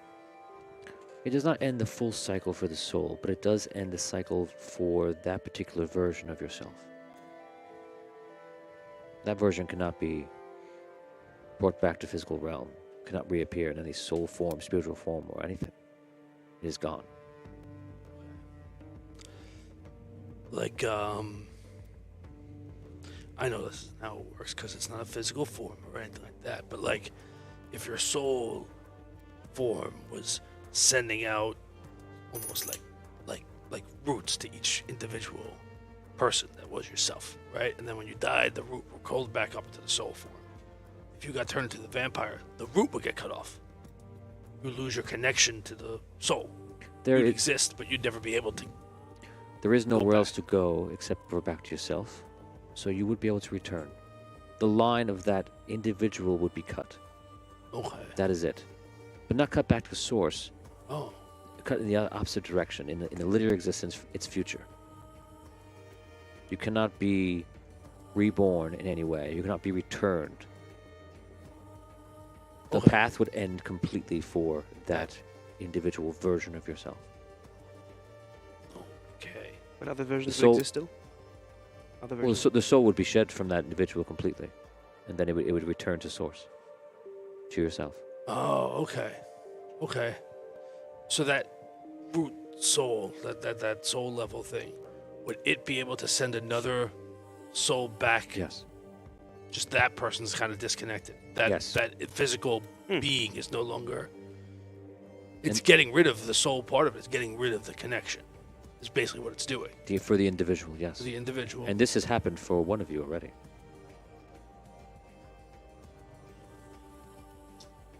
One of us here? Yes. I will not speak about who it is, unless you wish to know. We'll find out when the ritual. Yes. Well, if they're not connected, maybe we won't. Hmm. Oh. They are indeed connected. Okay. All right. And just to be clear, what we thought would happen with the with that whole thing, if Karen passed, we were right. Right? It would do the same thing. It would end the line if our souls were. I don't know, whatever they were doing. Like, If we didn't sacrifice ourselves, what would have happened? Oh, in your prior existence. Yeah.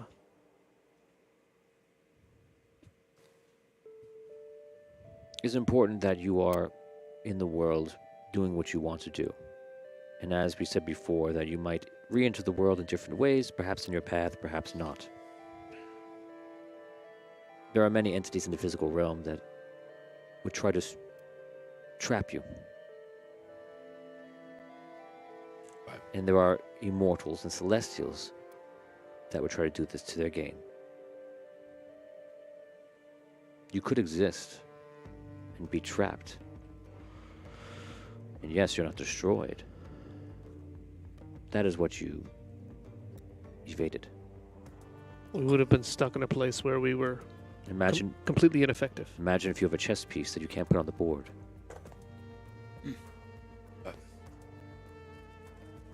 okay.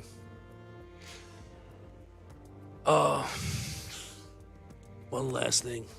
Now, sorry, I feel like you said back in the I don't know, the origins of this or whatever, when Drogano came out from out of the system back into the solar system, wreaking a path of havoc on his way to Pandaria, he sucked all the soul energy out of Zir. Yes, Then he sent another planet, I don't remember, Arathia. spinning off into out of orbit. What happened to that planet? They were able to cope with the large physical disturbance that has happened. Similar to Karen did the same thing as well by creating their own star, the Everstar. Zir, the souls were taken and absorbed into Dragano. This is where Dragano learned of what he could do, and is what led to Dragano doing it again to Karen. Except, well, to your current selves, maybe not known, but the Red Knight saw this plan and triggered this event himself, so that all the Celestials could perhaps gain whatever power they could to battle Dragano. Because while Dragano was trapped within Andaria, he was still trying to win the war. That's the convergence you're talking about. Yes. Not, and on Karen is considered the Rapture. Right. So Red Knight did that, bringing Karen. The Red Knight caused it to happen faster and more under his control. Right. So that Dragano wouldn't be able to suck the souls. If Dragano is going to drink the glass, the Red Knight was able to take the water out of that glass beforehand. I'm trying not to make I drink your milkshake joke right now. Got it. I'm really battling all of all my energies going into that. All right.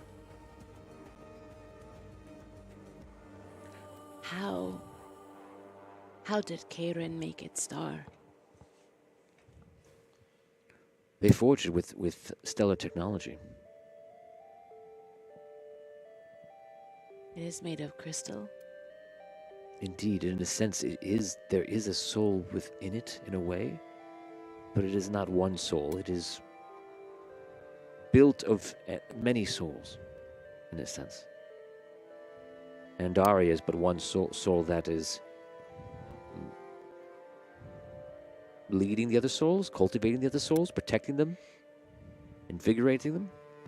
The Everstar is very different. The Everstar is just souls. They are trapped, in a sense. This is what I referred to before. Is the Everstar souls of those from Andaria? Say that again. Is the Everstar created and maintained by souls of Andaria? Are there souls of Andaria in the Everstar? Yes.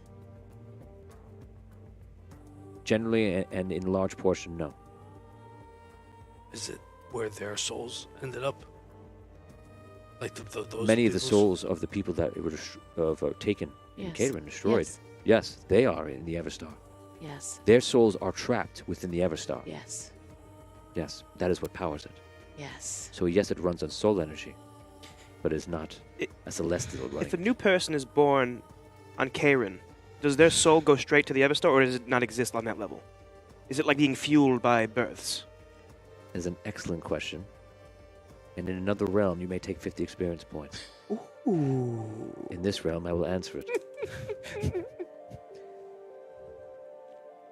Ask it again. It was so good. I don't even remember what you said. It was so good. That was a great question. What? Is the Everstar being powered by souls that have been there from the beginning, or by births that are the souls are skipping the body and going straight to the Everstar to fuel it in a way? Okay.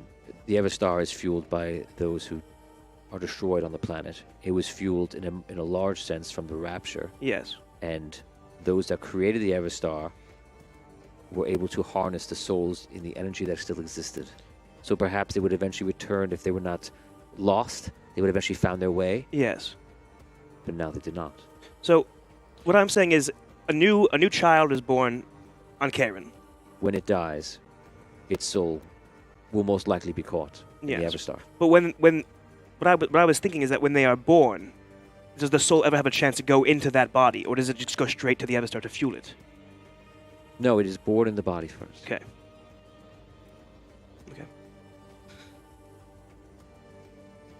So while they're living, they have the soul. But when they're done, the soul goes straight to the Everstar. Yes. A being that is born with a soul and Karen would have that soul until it is taken from them, Yes. or it is... And then it just uses fuel. Yes. Okay. The Karen themselves are a unique species with what happens to them, but as we are talking a different example, that is the answer. So, I guess the question, right? At a game, how much do we know about the stuff we learned about Karen society in the last quest? Like, how much Now? are our characters now? Not yet. No. Yeah. Nothing. If there's any of my follow-up questions I wouldn't have. All right, got Yeah, there's some great questions. You Yeah, got. like, Can we ask questions after? Let's do this ritual. Nope. I'm excited. And he's like, nope, no questions after. You gotta get No, you off can ask the- questions. I told you you can ask him literally anything. Yeah. So that's what you've done. So far, I've answered all of them. Altari, I am feeling anger. This is normal. In your mind, you're already transitioning to your next form. And during transitions, anger and the release of emotions is very common.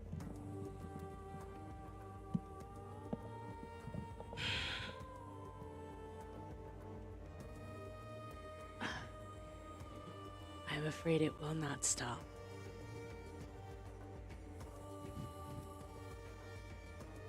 You are a product of Endaria.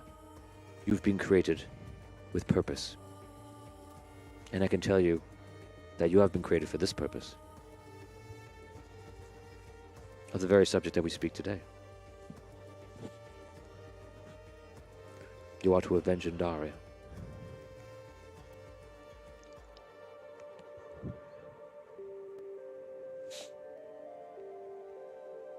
I feel that rage.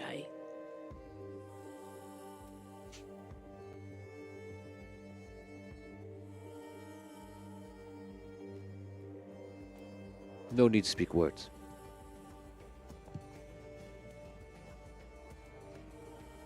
Use it as a tool to guide yourself.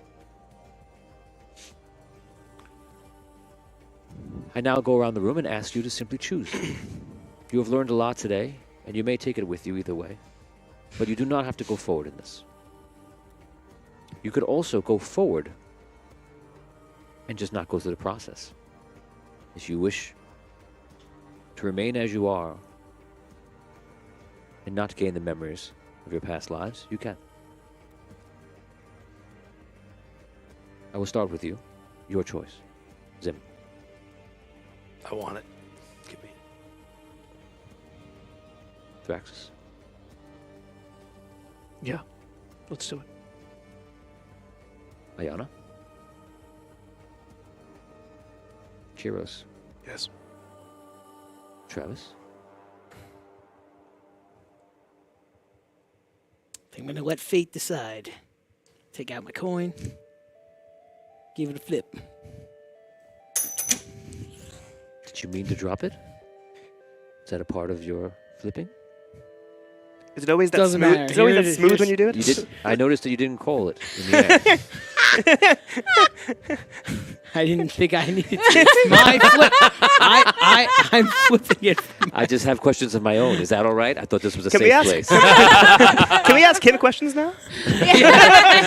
It's now. You may now ask your Well, friend What are Travis. you doing? Question has Are been you answered. new here? Are you new? Questions answered by the coin. I'm doing it. Yes. Sure. Amazing. Let us begin. I will now reveal to you your past lives. Because you go like this. And all of a sudden, as you look around, more than you noticing yourself, you look around the room and you see everyone's form is just flickering between different forms into all the characters that you've possessed in this quest. When you look at Dan, you see Zeraxel, which is a Seth. You see Hogar, which would immediately trigger many of you to see someone who's famous. You see Hutch, an armorsmith, Vigorish, Deltuven, and even a few people from the other existence. Can you name your characters from the old quest, for those who don't know? Ivanhoe? Mm-hmm.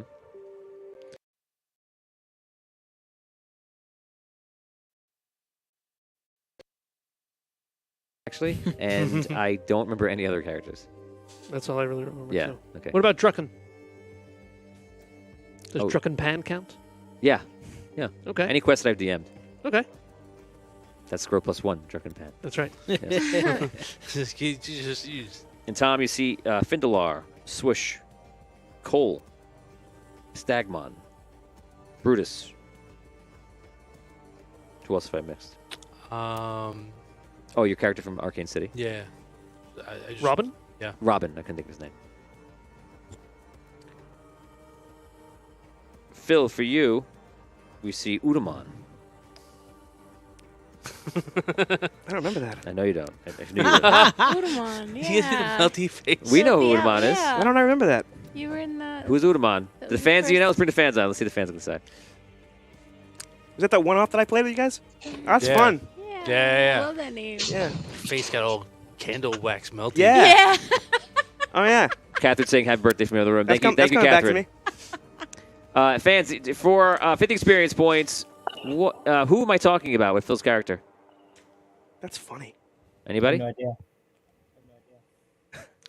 Okay, No. great. Thanks for checking in. Awesome, great, guys. It's been great. It's been good seeing you. You helped us. You Too helped funny. So who remembers? Do you rember? I remember now. Yeah, it was. I remember the name, but not Udamon much helped else. us. He was when we went down to the dark in the beginning. Yeah, I Was he escorted there you to guys. help us? I helped you guys get around. Right, he's a dark elf. Yeah. Right. Yeah. So you have the Dragon Wizard, and you have a slew of other characters. Yeah. right? The underdog, Yes. and then there was Kopex who bought that entire city. Yes. He used super speed like the Flash, and then there was then there was another one, but that was not important. Okay. Yes. Yeah. So you've had a lot of the other characters. Most of the other characters have Yeah. existed on Kairin. Yeah. That was the other planet. Yeah. Okay. So just to remember that. So when you speak of Evenho, of Tarbonne, they existed on Kairin. Brutus, Stagmon on Kairin. Over Brook, you of course see Abyssia, and you also see at the same time like the entire world, the entire planet. And you see Abyssia in like a form where she's all like green, looks like a druid. It's just very kind of similar to your form now, Vayana, but that's kind of what you see there. We of course see Asha, we see Maya, and we even see the No. yeah, we see her. No. I don't think she was really a star seeker. I don't really think she. Well, she's you. Allura? Yeah. Okay. Yeah, well, I could see it a little bit. Yeah. I told you some existences don't mean anything. Yeah, yeah. Well, She meant something. she really drove that plot home. that was her She just had convictions. yes. She was convicted of being a bitch. No. She had her reasons. So you see her existences. Obviously in Damien, you see Dash. You see William, who you just encountered in the quest. You see Botorius, it's famous. King Carcarius. Oh, King Carcarius. Ah, yes. Dragon Wizard's best friend. Yep. Good Radar. times. Radar. And who is Of your course. character in the Star Wars quest? Oh man. Quandrasan was my guy's I can't name. remember the name. I don't have the name. I'd have to look up my old papers. So you see, I see everyone just turning into these characters, and you see the biggest thing is that amongst the characters, you see people that are famous, whether it's a Dragon Wizard or Botorius or Abyssia or Holgar or Findalar and everyone else. You're seeing these people just like flicker in the room, and you're like, oh my god. When you look over to Altari, you see the following. Oh jeez. Who do you think it is? Alabaster and King Thawen, Oh wow. Oh. Wow. and then back to himself. That's crazy. Cool. Whoa. That was cool. King Thawen. Wow. Cool. Yes. Okay. So you see all these flickering things happening, and you're seeing it, and as it's happening, all of a sudden you start to gain the memories. You now have all the memories of all your previous characters in any quest that you've ever played with me. This dates back to when we were kids, as far as you can go back, so whenever you started. Characters that you remember right now completely are characters you remember completely. You remember it exactly the way you remember it. Is no difference. If you've forgotten your character, it has fallen out for you for whatever reason. Perhaps the exploration was done, and it's now completely a part of you, and there's nothing back that you need to solve, whether it's a blockage or a more of an explanation that's needed. You've solved it, you're done with it. Maybe there's a memory somewhere, you remember the memory, that's it. For whatever reason, whatever you remember is what you remember, and that is it. You can recall upon this information at any time. I was a dragonborn once and I ate someone's face. Yeah, mine. That was your face? Yeah. Oh, pretty sure. jeez. Yeah. Oh. Just, Yes. Diving into your past is dangerous. and you only did it for the XP. That's all the only reason. Remember? You did it for great. When he found he out- wanted to explore Oh, crazy. yes, he explored. He explored crazy. I was like tied up at the time. Don't worry. I'm not gonna. I won't. I won't Yeah, be eating yeah. your face again. Yeah, that's right. He just, I could kill that guy and get half his I was XP. young. Oh, I'll do that. I was a just child. to level up. He ate Just your to level face? up. Yeah. No, Anyway. man, that story is wild. We could tell that story in the after show if you want. Yes, please. Oh, Charles Borzik goes, what about Brandy? Remember Oh, the Brandy? bartender. Yeah, bartender. Yeah, the in- waitress. in Arcade Yes. City. Yes. And Lampshade. Lampshade. Yes, I was also going to say the other guy. What's the guy that... what are you Oh, Yeah. Who's that? Slithy. Slithy? Yes. Yeah. Slithy. No, not Slithy. Something like that. Yeah, Slithy. You know who Yeah. came to mind? Chops. Remember Chops. Oh, and Boldip. Boldip. Boldip. Yeah. Yeah, the guy who took the Boldip. dragon Who was that? powder and put it in his pocket. Boldip. Oh. dwarf. Oh, yeah, Boldip. yeah, Yeah. Boldip. Who played that? Yeah. She did. Me. You know- Sadly, that was Brooke. That was me. That's hilarious. It was an old dwarf. And you see Dan also turn into Lord Jameson Franz. Yes! The most famous of all. Oh my god. So, I have carpets under my arms. for a second, carpets and wheelbarrows. And then it goes away. For a split second in your characters, you see this room. Whoa. And then it's gone. Whoa. That's cool. it. Can you move your laptop a I'm little to the messed side? up. Which side? Whatever one you think is right. That's Whichever one you think is right. Yes. crazy. Yeah, yeah, keep going. That is the right side. Catherine's inside, and she says money. And now she's laughing because I just said what she said. You moved it out. You moved it the right way. You moved it out of the shot. Thank you. Your mission is done. You can now go back to soul form. All right. We can play again. Man, that's wacky. Trying Okay, to find another character that I had. so let's just continue. There's a lot of time for that. Yes. We will now go through Dan's folder for the next 5 minutes. You guys all of a sudden turn back into your current selves. You have all of your memories. And Altari stands up. The process is complete. I welcome you back. Heroes of Andaria. Heroes of Kieran. Heroes of the Andarian system. I'll leave you to yourselves for a time. You see, he starts walking out, and you see Christor kind of looks at all of you, kind of like nods, and then he leaves with them. You're all alone in this temple.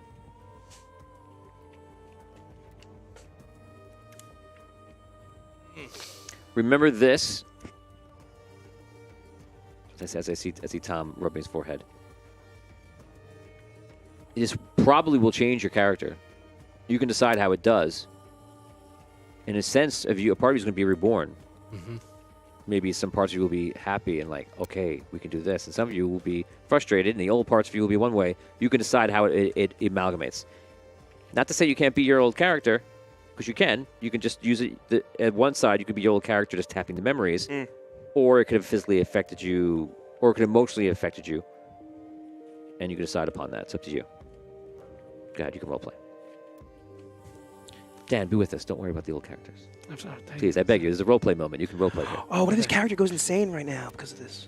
Well, this Yeah. is, well, this That's is what's happening, the right? representation of that. So, Yeah. so Dan is just sitting there staring off, wondering about all the lives that he's lived. Wow. I definitely feel different. Anybody else? That was a lot of information. Yes.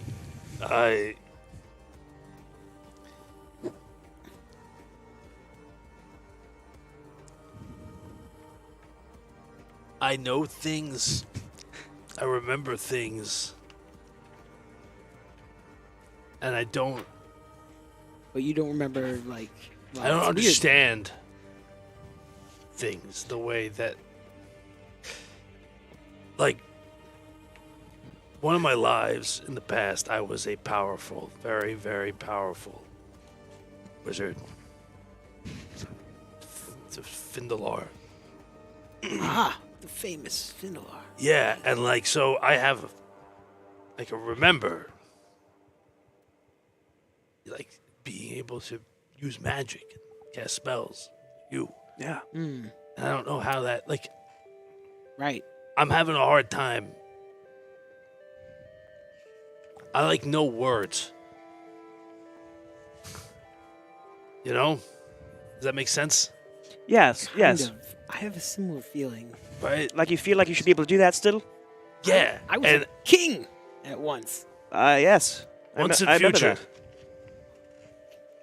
And he was magical, too. He had that crazy bow. It was magic.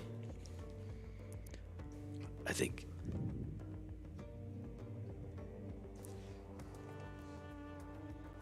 whatever we're gonna do next, whatever this war is, whatever, right?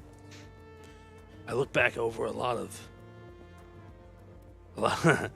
my past lives, and there are opportunities to do stuff that we didn't do right the first time, or sometimes the second time, or the third. So I'm thinking the reason why we got this now is to learn from our past. Whenever the opportunity arises this time, we'll have the experience, right, to make the right decision. Whatever Absolutely. that is. Well, luck has gotten me here, and I trust that it'll guide me forward. That's Right. how I feel. I was evil so many times. Can we undo him? What? Yeah, but you were also good so many. Why did they want me? I was the necromancer. I was the dark majesty. Oh, that was true. The necromancer is you got. Why do they want me here? What is this? What did we do to ourselves? I told you there could be bad memories. Didn't I say?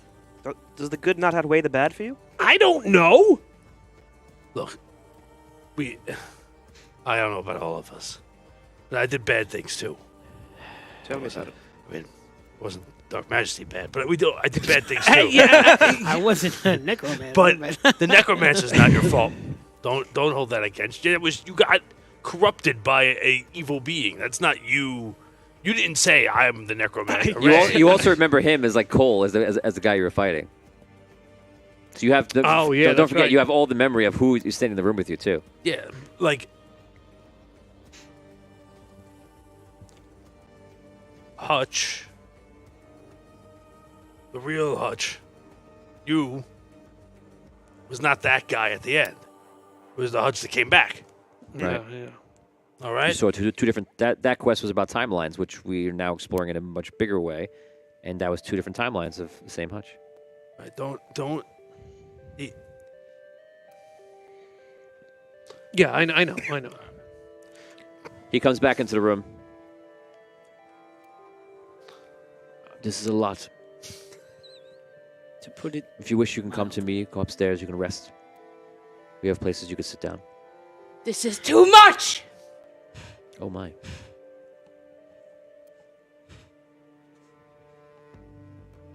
This is too much! Why? I don't know.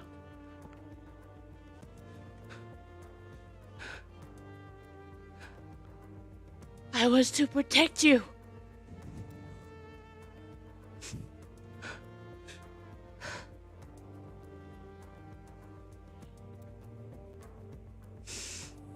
They are wrong.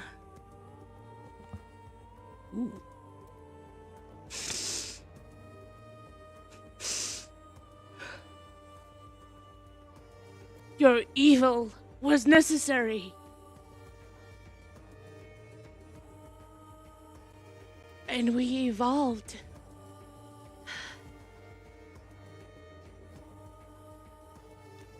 And Daria, Abyssia, Hogar.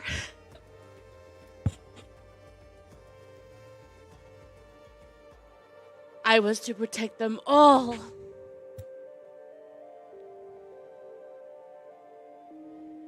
This is too much.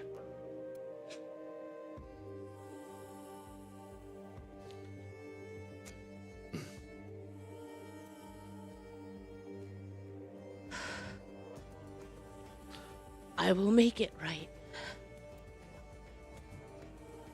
I will do my best to make it right.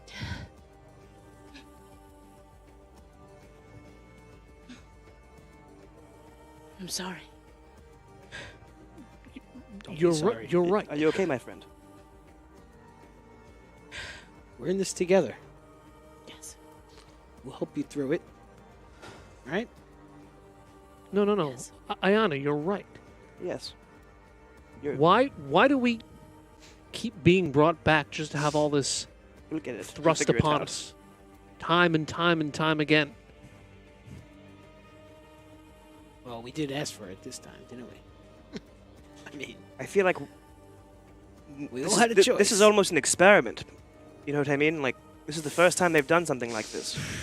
They're trying to see if this is something they can keep doing. So it's almost like could this be it from here on out for our future selves?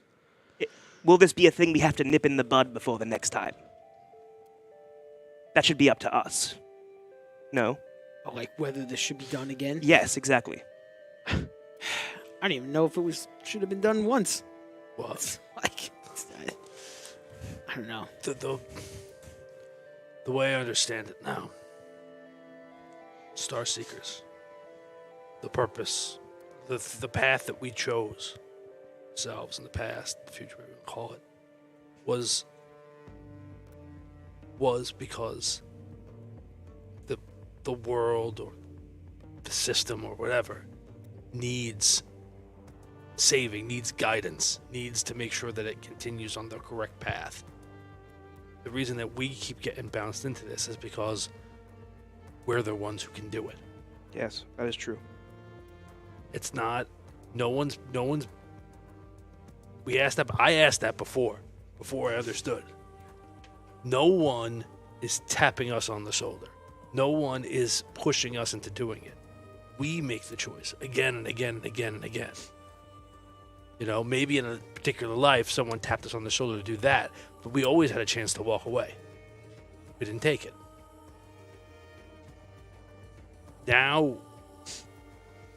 Now's a little different, It is. Indeed. but I feel like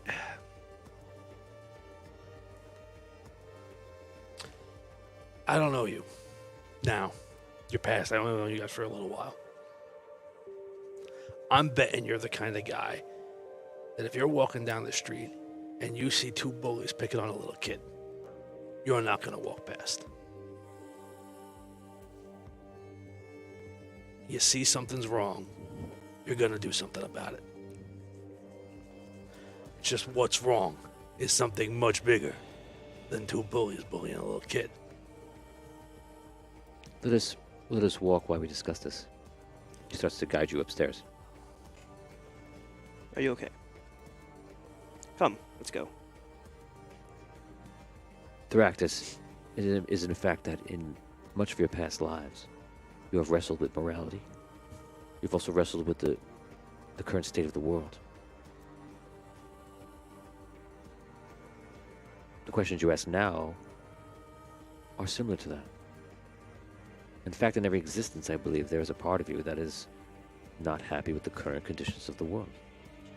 You feel it is overrun by evil and greed.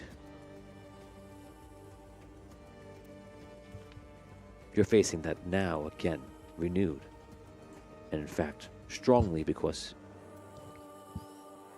it is being given to you. And this process can be frustrating because those feelings are now returned to you.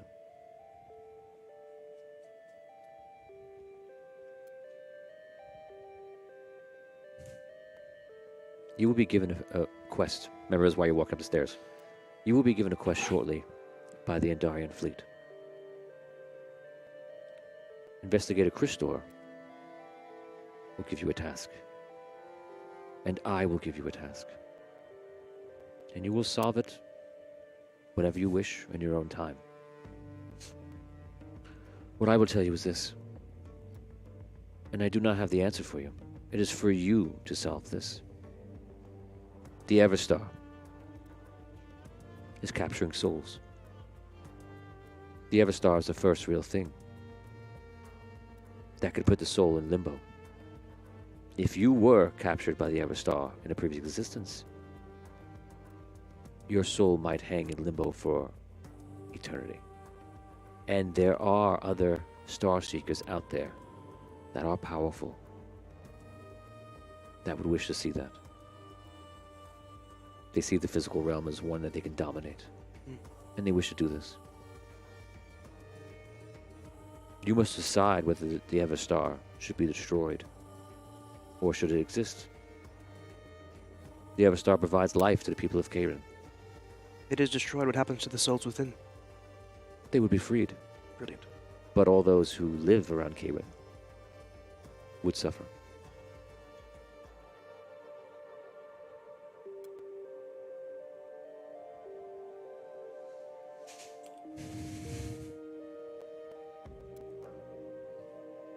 In the future, you will be sent to Kairin. When you are there, you will experience horror. You will find things that, to hear about it and to see it, are very different things. You will venture to other worlds as well.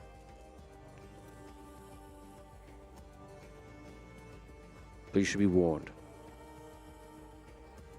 You will face the other Starseekers. Who are they? Well, one, and this must maintain, I would say to be discreet would be better for this, but it is always your choice to share this knowledge as well with whoever you deem necessary. Bardot. And also, Kanos. Kanos is a unique example. He existed on Kairin. You fought him. He was brought back in the Rapture, in the Convergence, and you fought him.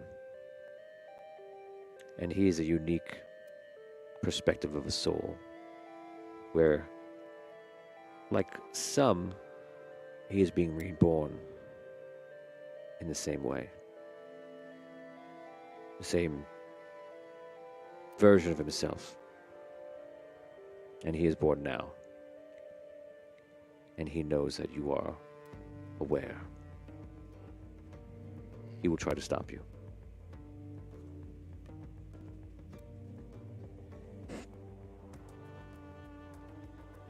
Okay. Right. We beat him before.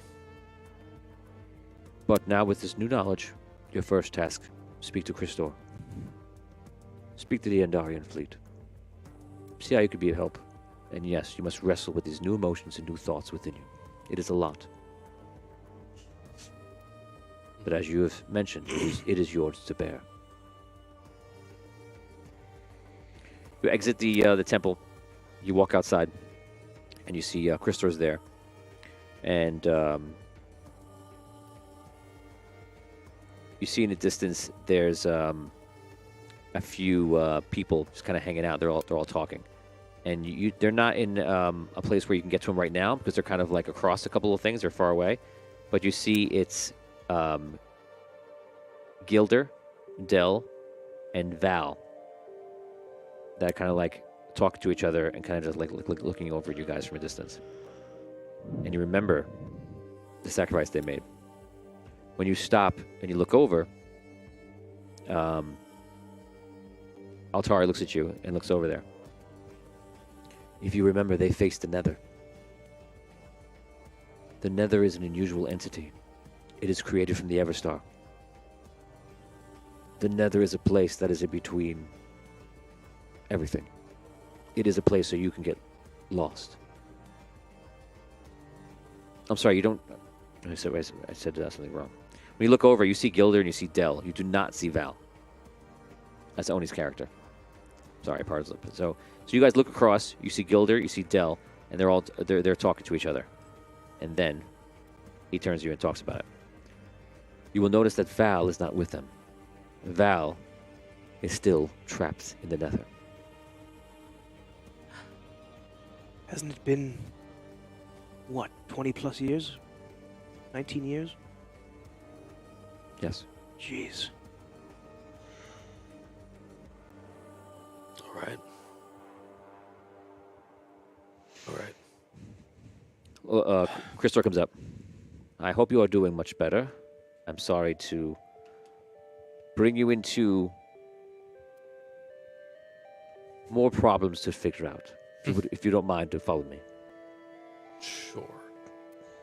He brings you through this base, virtually a metallic fortress, and he brings you into a room, and you see Lord Bertram is there, and he seems to be navigating some sort of issues there, and it seems to be a bit of a commotion. Everyone seems to be kind of on high alert.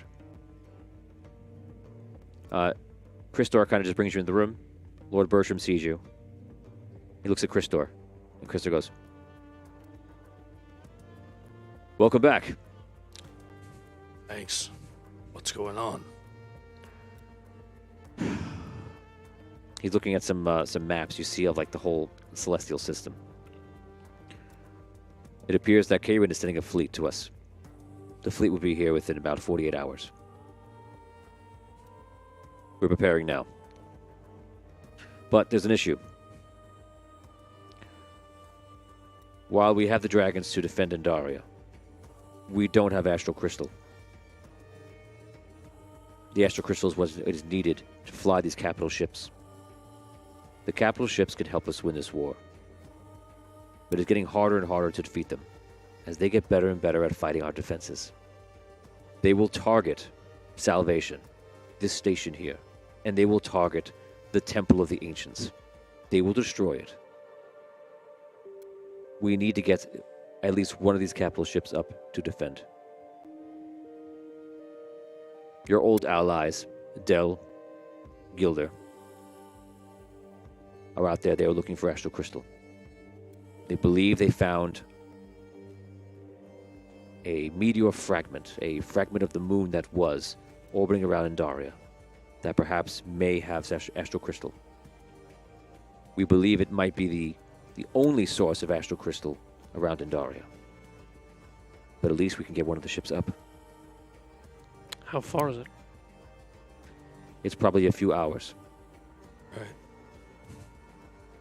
So you want us to go get it? Bring it back? Yes, this would be your first task. And I'm sorry to assign this to you immediately, but this is the purpose you were brought here for. All right. How is it collected? Like, is there a certain way we have to handle this? We will give you an attachment to your ship that will act as a storage. It is important that the Astral Crystal never encounters any sort of atmosphere. As long as that doesn't happen, we can put it into the ship. If it does, the Astral Crystal is ruined. Understood.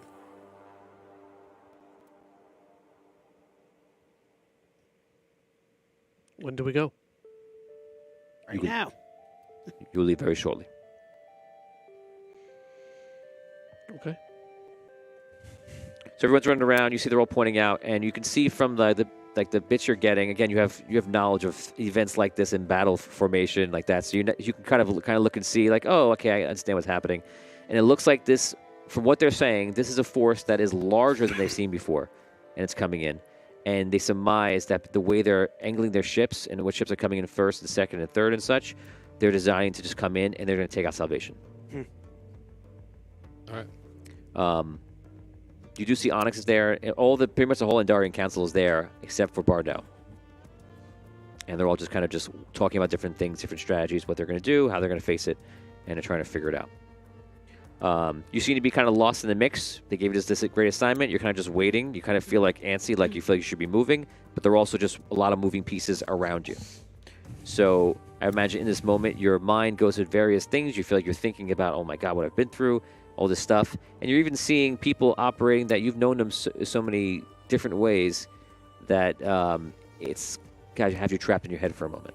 So probably within this next minute or two, you're all just kind of just like standing in the middle of the crowd when you see the crowd just moving fast around you. Finally, Lord Bertram comes back to you. He goes, your ship's ready. All right. They've refueled it for you. Thank you. And they've done some touch-ups, whatever they can do to kind of help the armoring on your ship. And you have the 2 storage tanks. You cannot take direct fire to the storage tanks. And while the astral crystal, if lost, will be in the stellar and not in an environment, it could easily travel to where there is one, and it will be very hard to handle. You cannot handle it. I mean, it would be virtually impossible to recontain. It'll be scattered into stellar. So get it in the containment things, keep those safe, get them back here. Yes. All right. We are with you. We're behind you. We believe in you. You've done this before. You are capable. You can do this. We've also given you some help. Do what you can. All right. He points over to where your ship is. Let's go. Head out. Lord You go? Bertram, Yes. what will you do with Bardo's watch?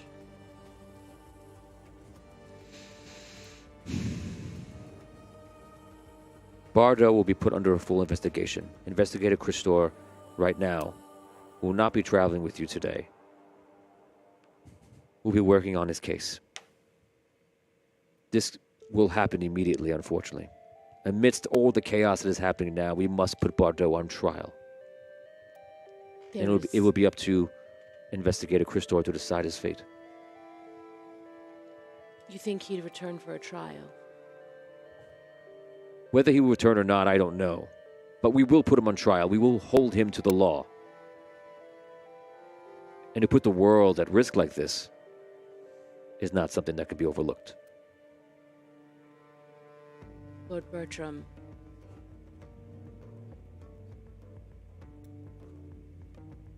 If you have something to say, you can say it in the case. During the investigation. Right now, we have pressing matters to turn to. Let's make sure this world still exists so that we can have this debate. I see. Yes, your lord. Christopher leaves the room. Goodbye, everyone. I have lots of work to attend to myself. Hope to see you soon. I wish you luck on your mission. You as well. Thank you for everything. Thank you, Chris. Yes, of course. Thank you, It is good to spend time with you. And I shall see you soon. He walks off a different direction. Again, people are scattering around different areas of this station, and they're all doing various things. You guys are walking to where the ship is. On your way, you see that Gilder is out there, and you see that Dell is out there already, and they're kind of just like hanging up at the ship. That's from afar. You're walking back through the fortress and out there. On your way out, you can roleplay. Okay. All right, so we got to fly a ship. We can fly a ship. Right. You guys have Tell 'em done how it this is kind of next stuff time. before, right? Like Let him have it. cargo. Nope. We You kind know of who you are. In my sleep. No problem. Yeah. All right. Sorry. Listen, we've flown before. We've transported cargo. We've transported difficult to handle cargo. This is going to be no problem. Easy peasy. Easy peasy. Right? All right. Right. All right. Okay. Let's take a look at what these storage things are and make sure we know how to use them. Yeah. Right.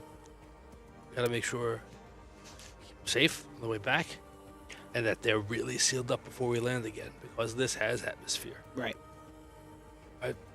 That's all I got. You can roleplay if you wish. Would I know how to use this stuff, like technomancy? Like, the?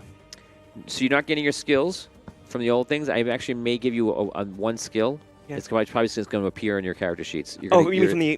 from your previous Oh, characters? I meant to like use the drill, like the Astro Crystal stuff, like so I can know how to do that. The drill. Oh, Because I have Technomancy, I wanted to see if I could do that.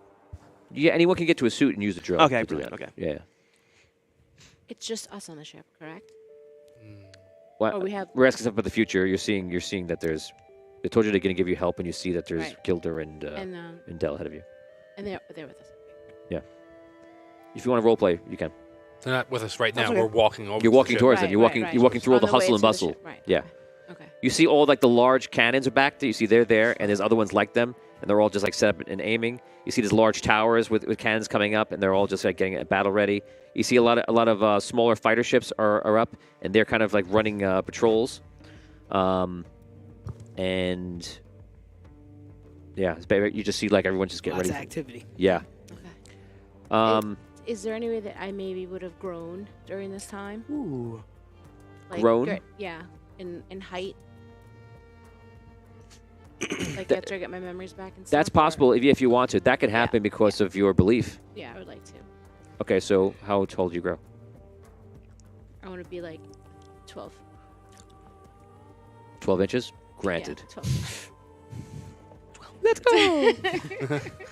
Okay, you're going to 12 feet? 10 feet. 10 feet. Okay, you're going to 10 feet. Yeah. Okay, 10 feet.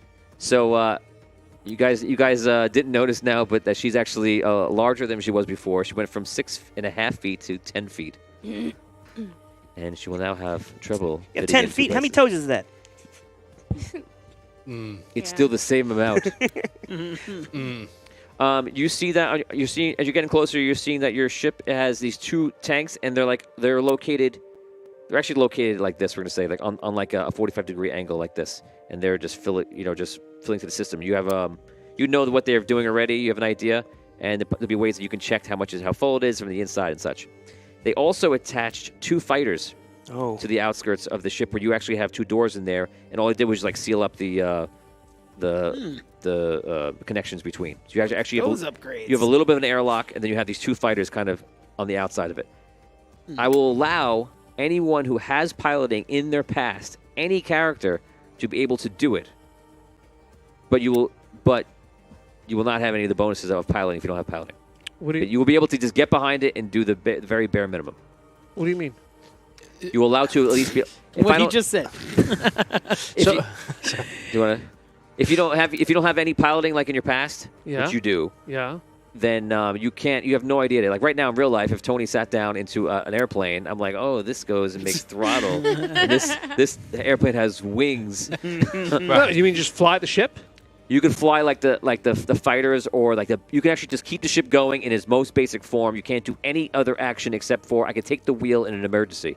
You have some sense of what to do. The most basic form. Right. So there was a past character that I had who could pilot an airship. That was back when that was the peak of technology. So yeah, so you can like take over it and you can keep it going left, you go right. You can't do anything of Got real it. work. Okay, got it. Any Super tricky basic. maneuver, like lean the ship this way and get him and rescue somebody? No, you You're can't. useless. No. Yes, No. it's a shadow of a thought Got in it. your mind. Jedi Starfighter.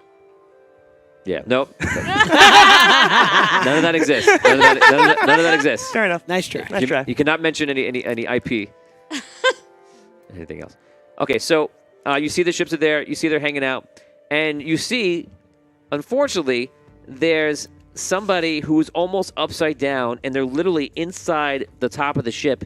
And instead of you thought it might have been like a repair, it looks like they're like throwing stuff out of the ship, like little parts and such, and they're on top.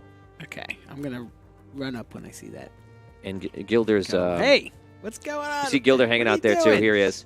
I flew on a plane in real life. What are you doing up there? I go try to, see what they're throwing out and who that is. Okay, so you see it first. Gilder walks up to you first. He's not aware of the person that's up there yet. What are you talking? Hey, hi guys. Were you gonna be on the ship here with us? This is my ship. What's that guy doing? What guy? That guy, right over there. I just walk past this guy and I go right to the ship. I want to Okay, see well, you know what this guy, guy's- but should have been a reunion. But it's just like you there. Get out of the way. Oh, that's right. He does look familiar. Gilder. Wait, Gilder, Yes. what do you look like?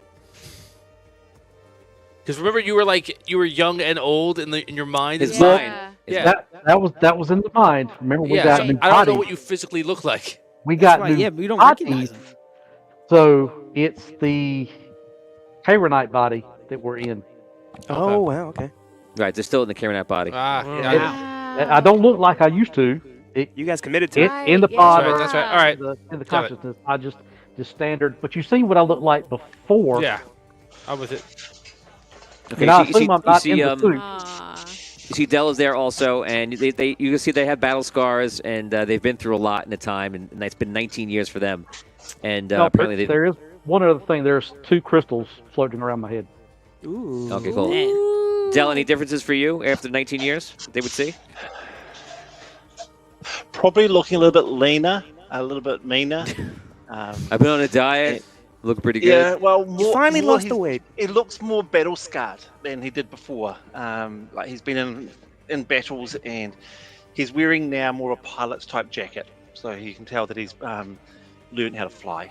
Right. So instantly, you're like they've been here fighting in the Darian fleet, and that's what's going on. You're walking up. You see the person. He's like, I'm like, he's like, still Tony, on that guy. I told you I go after that guy. That guy. So you go up there and you see there's a ladder up there, and the person's just like digging into the whole thing. What are you doing? Who are you? He's high up. You need to go up the ladder to talk to I him. go. If anything. Okay. You go up to the ladder. Roll a climb check. No, you go up. You go up the ladder and you see just someone just leaning into the whole thing, and they're just like Oh my god. pulling things out. Stop that. As, Who is as this? You're, as you're in there, like he Yeah. hands you something. I- Here, take this. This is useless. Why do you have this? What are you doing with all this stuff? This is all This extra is all parts. my stuff. I need these things. They're dumb. What are you talking about? They are dumb. Dumb. They're This dumb, is so you don't my need all this ship. stuff. What are you talking Your- about? Your ship is not very efficient, is what they're saying. My ship is very efficient. Our Stop ship. taking my ship apart. What are you doing up there? Stop calling Don't- it your ship. Do we know him? That's my ship. Ja, Yeah, why did don't you know who it is? explain to Recognize them what him? you're Do I doing? recognize him? Yes.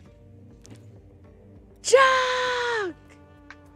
Oh, hey, who are you? Jack! That's where we're going to stop. Oh my god. Jacques is not old. Oh, Weird. Oh. More on that next time. Guys, we'll be back in a little while for the after show. Don't go anywhere. This was a He does that. this was a thick episode, Seriously. right? It's heavy, man. We're going to talk about it. It's Thick heavy. and frothy. Thick and frothy. Thick and frothy episode. We'll talk about it in a couple minutes. We'll be back. Don't go anywhere. Dang.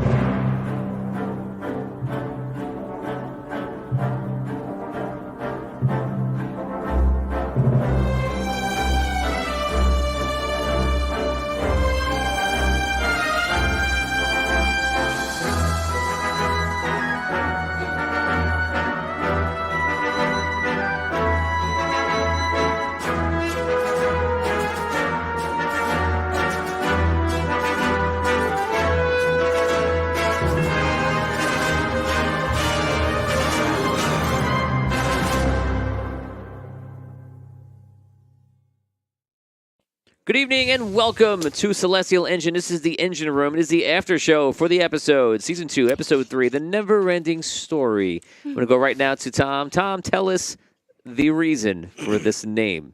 Well, Tony, back in the ancient days. No, The 80s. Yes. So I think you've got two aspects to this, I think, jump out at me right away. One is obviously our characters and our larger selves, our larger soul selves, are a never-ending story. That each iteration, each quest that we play, is another chapter in the story of our path. I also feel like the story of the universe as a whole always has more chapters being added to it. Right? We have a new beginning, giving us a different insight into the things that we thought we knew. And I feel like that story is also never ending. So like while our own individual stories are like that, the universe as itself is constantly unfolding and revealing new things. Yes.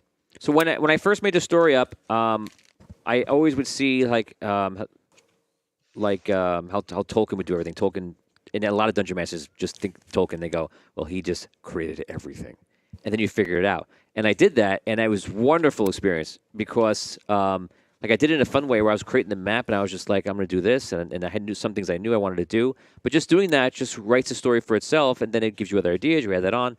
So when I created everything, I ran into problems immediately, and the problem was, I can't do this. And this is a very normal thing for storytelling, but I had to go through it my way to counter that. And I was like, I can't tell them this because if I'm sorry, Oni, we'll bring you on. If I do that, then I will be revealing this. So I realized that I have to tell the history of the story in steps. So you constantly will learn, like you learned it from Alabaster in the beginning, but was that anywhere near the full story? Yeah. And he tells you, he does hint to you a little bit, like this is the story, and he says things like, as you know, if you go back and listen to it, you'll hear it, and he's basically telling you what he can tell you, like what it can be there. When Hogar went on Hogar's journey, you got introspective in in part 3 or part 4, and you were asking about different things, and you were reading books in the dungeon. You read a book? Now, by the way, now you've read more books because you have more lives altogether. You're at least up to 4 or 5 now. But in there, you were asking about like the heart of Indaria, the moon. You got a lot of interest in that at the time. And and then when you were asking that, I was happy you're asking that because you were asking good questions, and I was also fearful. I'm like, but I can't. I have to figure out how to answer your questions, but not ruin the future of where the quest would go, and not knowing where Audio Dungeon would end, and trying to get to where I see it going. So you asked a couple of things, you learned a couple of things, and I actually gave you conflicting. This is out all out game, of course. I gave you conflicting information on purpose, and then beautifully it came up in this one stupid little throwaway scene with you and Kanos. And do you remember? I've heard it to you once before. Do you remember what I was talking about? If you guys were going up the Chronomancer's Tower. And this scene was not about the moon or anything else. It was just... Oh, sorry. Hold on. Good. Was that when we were in the cave? No, when you guys were going up the Chronomancer's Tower. You were literally going up the Chronomancer's Tower. It was just, for me, it felt like the typical weird conversation that would happen in the middle of an adventure that has no bearing on what's happening right now. You're just going up, and you said something... I don't know what you brought up. You brought up the moon... And something, and you guys are just walking with you're actually going to kill the Chronomancer, right? You know, which he's a good guy. Why'd you do that? So you guys are going up the stairs, and you said something about whatever Andaria, and then he was like, because that's not Andaria's heart, you know. And you got to have a normal conversation with a guy that like no one has had a normal conversation before, and that's why I love it. I'm thinking about it now. That's why I love it because it was super normal. And he's like, that's not what he goes. That is the. And he was reborn, and then he kind of went into the whole. He was reborn in like they're under the Red Knight, so he was reborn with that. You know, so that's the knowledge he came from. And he was saying like, that's the Red Moon is a gift from Andar to the Red Knight, and that was from him. He's like, why are you calling? It's not the heart of Andaria. It's ridiculous. And then you were like, and like you guys had just that weird exchange going up the stairs, and I just love it to this day. It's like the thing I think about. But that's an example of like, you know, that's how I kind of feel it would be like right now in the whole world. We all have different beliefs in religion, in politics, and all that kind of stuff. Or we see the whole world in different perspectives, no matter what you want to talk about, science, anything, right? And in a sense, until you find it out, you're going to get these layers of truth and somewhat reality all the way up, and that's basically what the story is doing all the way up. So today. you had the same thing that I gave you when I gave you Alabaster telling a story, and Alabaster told you another story. I almost did the poop joke again, but I didn't do it. I've grown. So, Wow. It was the cake, right? well, yeah. It's your birthday. It was the cake. My birthday. Yes, a year older. So what did you think about that story? Because now you learn the Celestial War is actually much bigger than you think so, because we call Celestial War anything Celestials, and that was it in the beginning. Oh, they're Celestials, Celestial War, fighting each other. But this war is much bigger from hearing that story. What did you think about that story that we learned about the original Star Seekers in this galaxy, in this system of the galaxy, Dragano, Kalana, and Andar?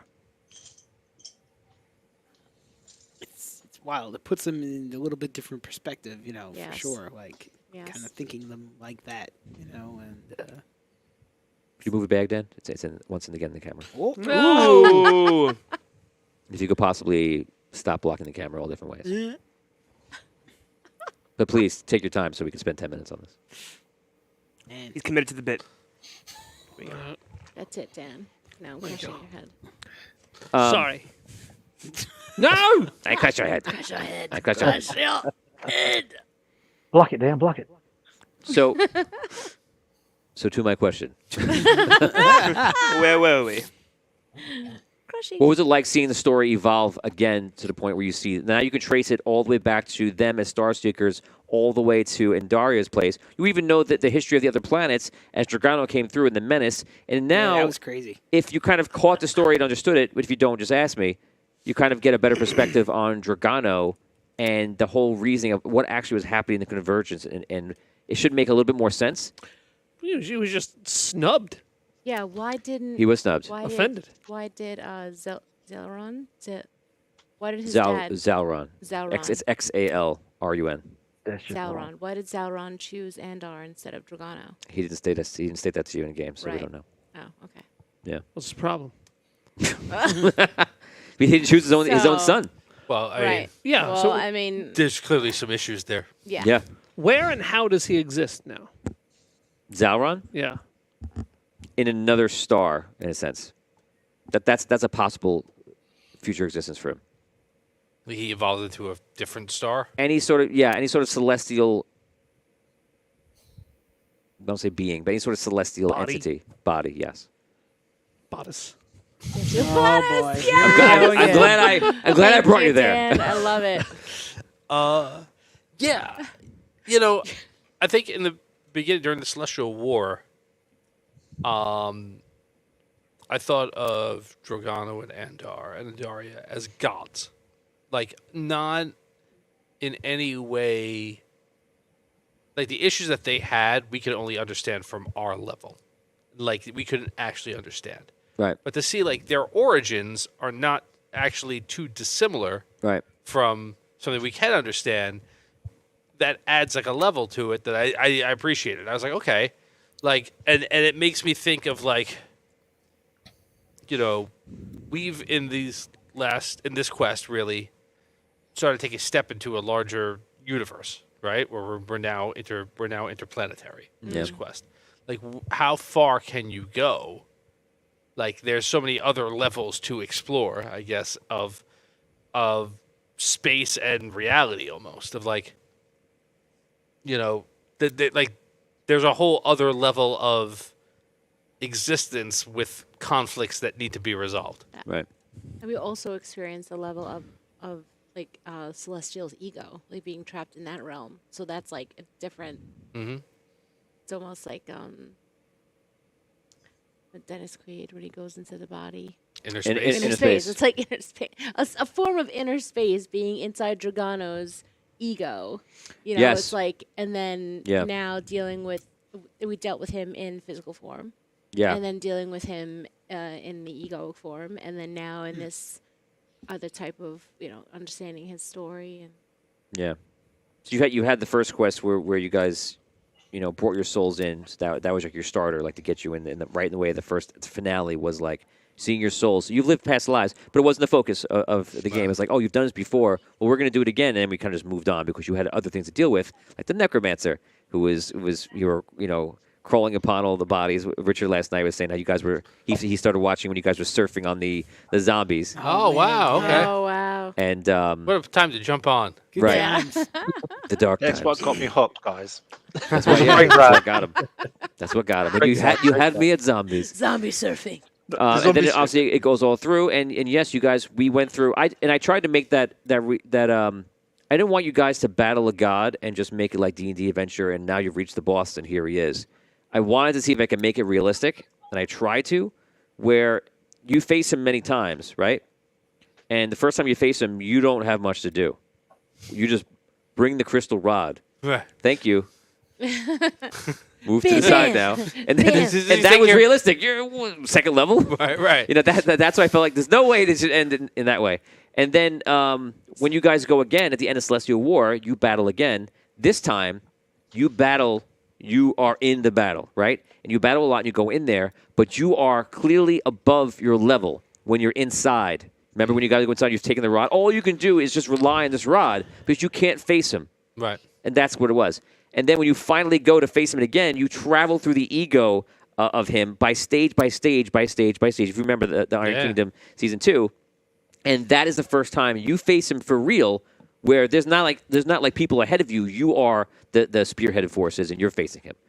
Now we go through all past that, where we've seen the gods in and outs, and now you're getting to see who they were and what they've become. And now you're on this whole thing is like, now we've encapsulated that, and you're on the higher level of it, where you're now a Star Seekers looking at different things. You now found out that Bardo is a Star Seeker, and you found out that Kanos is a Star Seeker. I'm so happy. Can I ask a question, Tony? Great. Thank you. Yes. Now, Is Kalana a version of Kaulinga? Or Kaulinga a version of Kalana? Oh man, that's like the Jar Jar Binks Darth theory. Yeah. And the Carlinger whole is thing not is that Kalana. the whole Linga family are just a version of that one entity. No. that's awesome. He is not. I feel like that's too cliche. To make the little guy like the god, that he's not. He's Oh, not. come on, that would be so much fun. I know. He deserves it. He does deserve it. And the other He one I've got does for Dan, just before we move on, is can they use the knowledge that they've got from their previous characters going forward? So all the things that they've learned, Yes. do they have any of those powers and abilities? So all No. the bad things No. that Dan learned about being the Dark Majesty and all that knowledge he's got, he can use that going forward? Yes. You can use that knowledge. Not Not ability. how. What? But it's based on the catch. I hate this. It's based on Hackish. what Dan can remember. So, like, if you can remember, very helpful, very helpful, very helpful. Not so much. What are we gonna get out of here? It's like me saying, remember. Even doing the thing. What do you know? remember? What do you remember? Give me something. That's what it's like. If you need to know the last name of Abyssia, you can go. I got that. Don't. That's about it. Watch, He's got it. watch season 6, episode 2. Yes, not gonna happen. So Now I remember. It 100% is what you can remember, and that you can use to help you. And you can, if you don't wait, the next episode. Well, it might be the episode after that. You're gonna have this thing I told you about the other day, which didn't happen today. Just the way it was. It was so heavy that I could not open this other.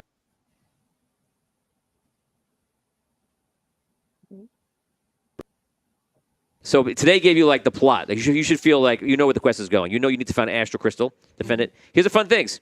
Fun fact. Fun fact. Fun fact. Yay. You can lose the astral crystal very easily. It's super easy. Can't wait. This is the fun. We're in hard mode. We're in the higher level mode where like this is like, are they going to fail? And every season I'm like, well, let's make it. We push it a little closer to the edge. Maybe it'll fall this time. So it is super easy to lose that astral crystal. Can you hold it? Can you bring it back? This is what we do. You don't know. We fly Find out next time. We take. Man, we didn't even learn how to use the new parts of the ship yet. What are you talking about? Like, We're not even flying No that way, yet. man. I mean, we have Jacques with us now Zero too. perspiration. Yeah, it's no problem. Yeah. So that is your first issue. So you also have the thing with the Everstar, which the Everstar is an Yeah. issue. I don't know what you're going to do about that. I think they both So suck. excited. Yeah, two bad So- decisions. So if you can find a middle ground, another thing that I can't think of, but I gave you the ones that I go, well, it's this or this, and good luck finding something else. I have no idea because I had to challenge the quest. I have to go beyond what I think. But this could be like the end of any type of war with Karen. yeah, yes, by annihilating one Destroying side. the planet. It's true. It could drastically change the face of the existence of Karen and And the let's people. say there's like this small, minuscule chance that we do lose the astral crystal, right? Now here comes Karen. And we could just take right off to the Everstar and threaten to destroy the Everstar. 100%. I like And that's exciting. It's exciting. I like that. And then we So can let's- just tell them from across the galaxy, like, you want to attack Salvation, You we're want going to take out this your from star. across Your whole the- I love planet's it. gone, baby.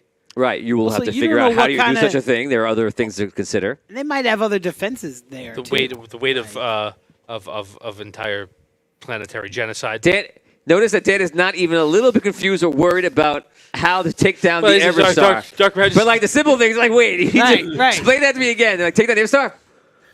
No problem. We'll God. figure it out. We'll work it out. Check. He's total out of box thinker, and in the box he's very very confused. But You the got thing, the the thing that puzzle like, I couldn't... Sorry, Richard, go. You got the puzzle fixed. You got a puzzle figured out, so it's all good. I got it. It's no problem. Love it. But the thing I couldn't wrap my head around is that we're this idea that we're all the same person. Soul. Soul. Yeah, I can't wrap my head around It's that. like It takes time. that It story takes a lot of that time. you told like- you told me about. That's what I was thinking. Yeah. What about this? Let's say you play a video game, right? You play a character in an MMO. Okay. Okay. So you understand the game. The game has physics built into it, right? That is the physical world in this game. You make a character, right? You can also, if you are the soul, like he's already bored. Whatevs. Did you know that you Continue. could? Okay. Did you know that you could make another character? Yes. That's it. An What? additional character. You can make another character. and then another one. Is it still Damien Yes. behind You those should- characters? you could But still of course, have- Damien's asleep and they're all doing this. Pretty much. That's That's my experience playing with That's- Damien. that's So what this, happens this is when I like play the video soul, and games. then here's all your other Yeah, characters. no, I get I that. think Tom remembers the story. But my like, Your character. yeah, but like my character as opposed to Tom's characters, as opposed to Damien's characters, and Phil. Well, they're and- all- and Brooks' characters. connected. It's like a piece. It's like a mirror. It's like someone All took the a mirror, souls come from the same dropped it on the ground. source. All those shards. Yeah. Are each character, Yeah. but when you put them together, it makes the same mirror. It makes Like one you are your mirror. characters. So Yeah. So let's do it this way. The MMO is not D&D. The MMO is like Sims, something like that. Yes. Where you're playing people, Yep. Yes. right? And in the Sims game, there's an MMO, Whoa. right? So now your Sim is going in there, and your Sim's making multiple characters. Yep. Right. Level up. All of those are your Sim. Right. All the Sims are you. Whoa. What does But MMO? no, what but does I- MMO so- mean? But like, Massive but multiplayer. we're missing Online. a step Massive though. multiple. Mass multiplayer. No, online. I'm saying this. Yeah.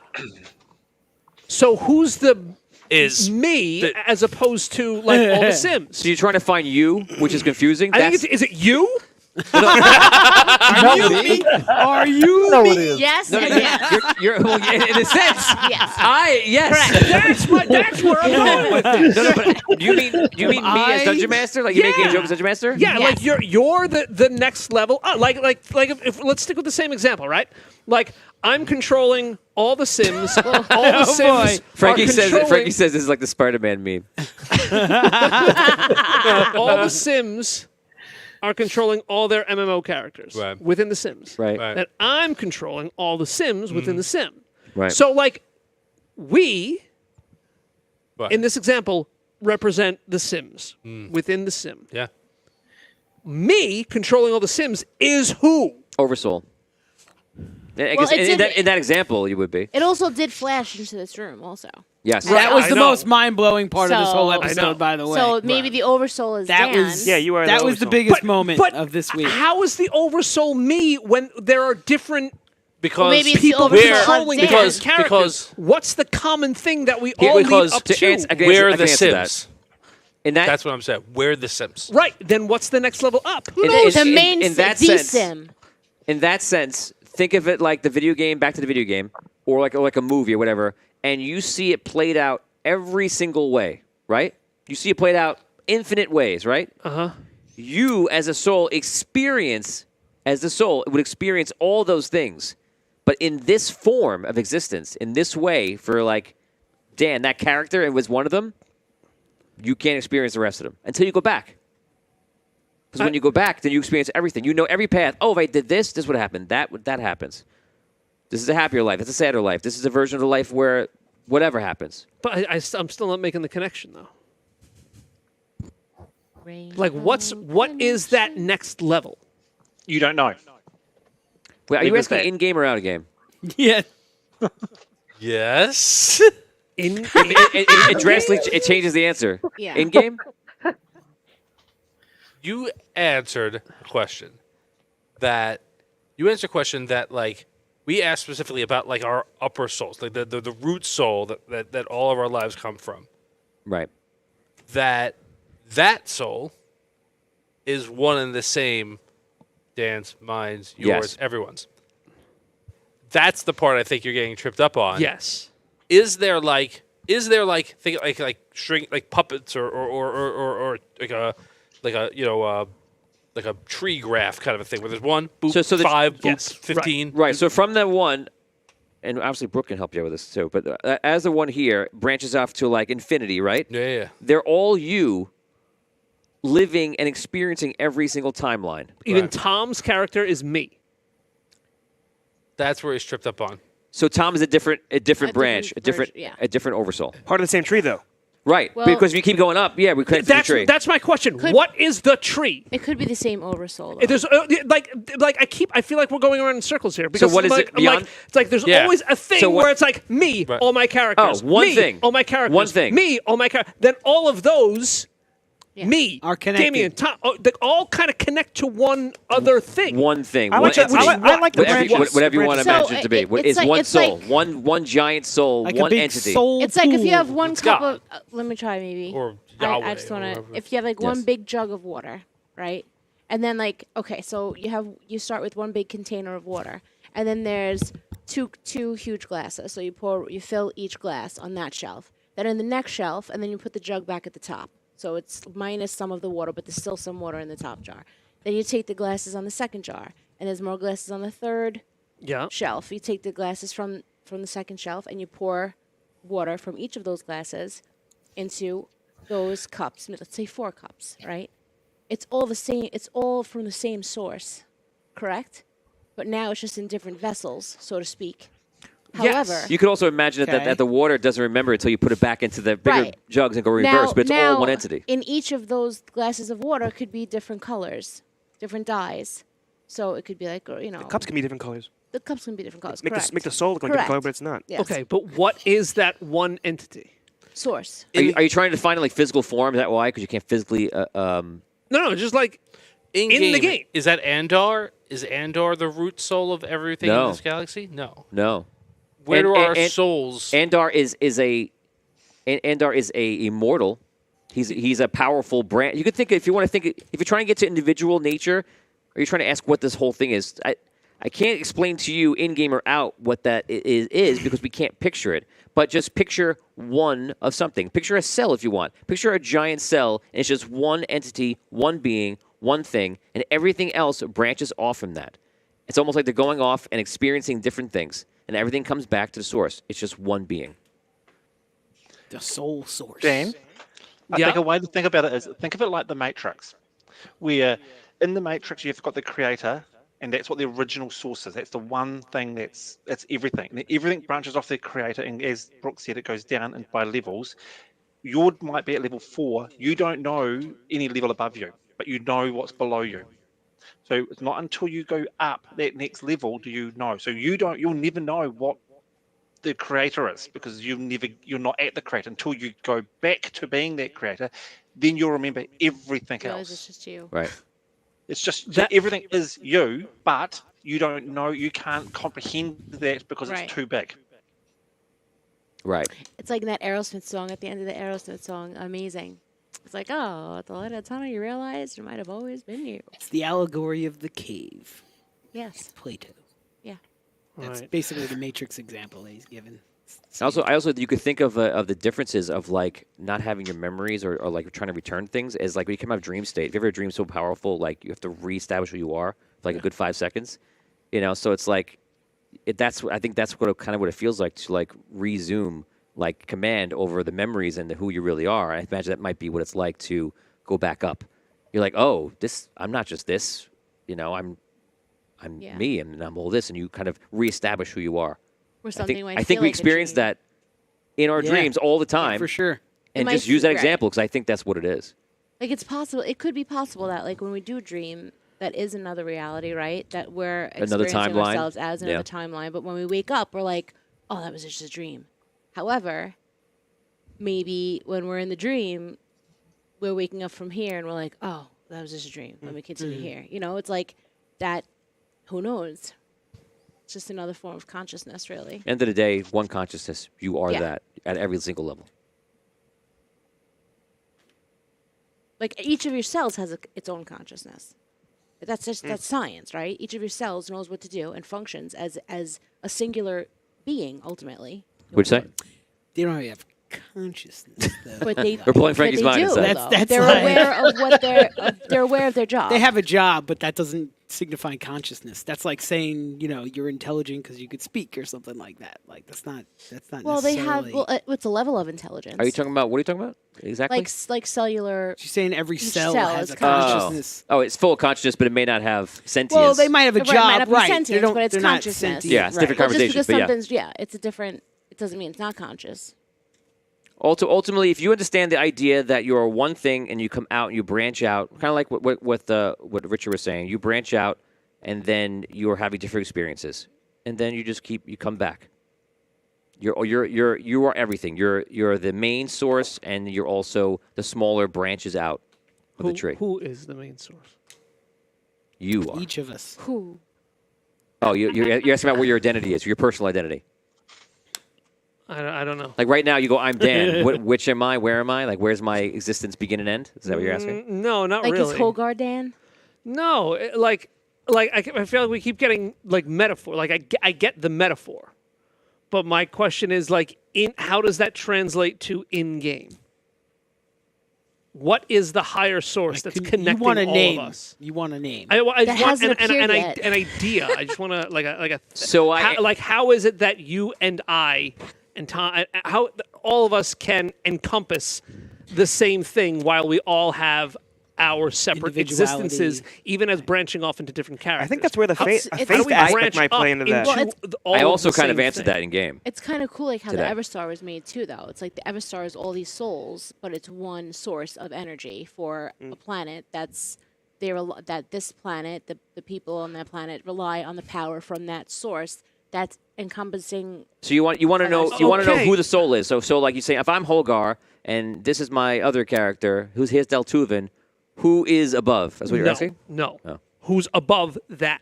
Yeah. The one, is there a in game?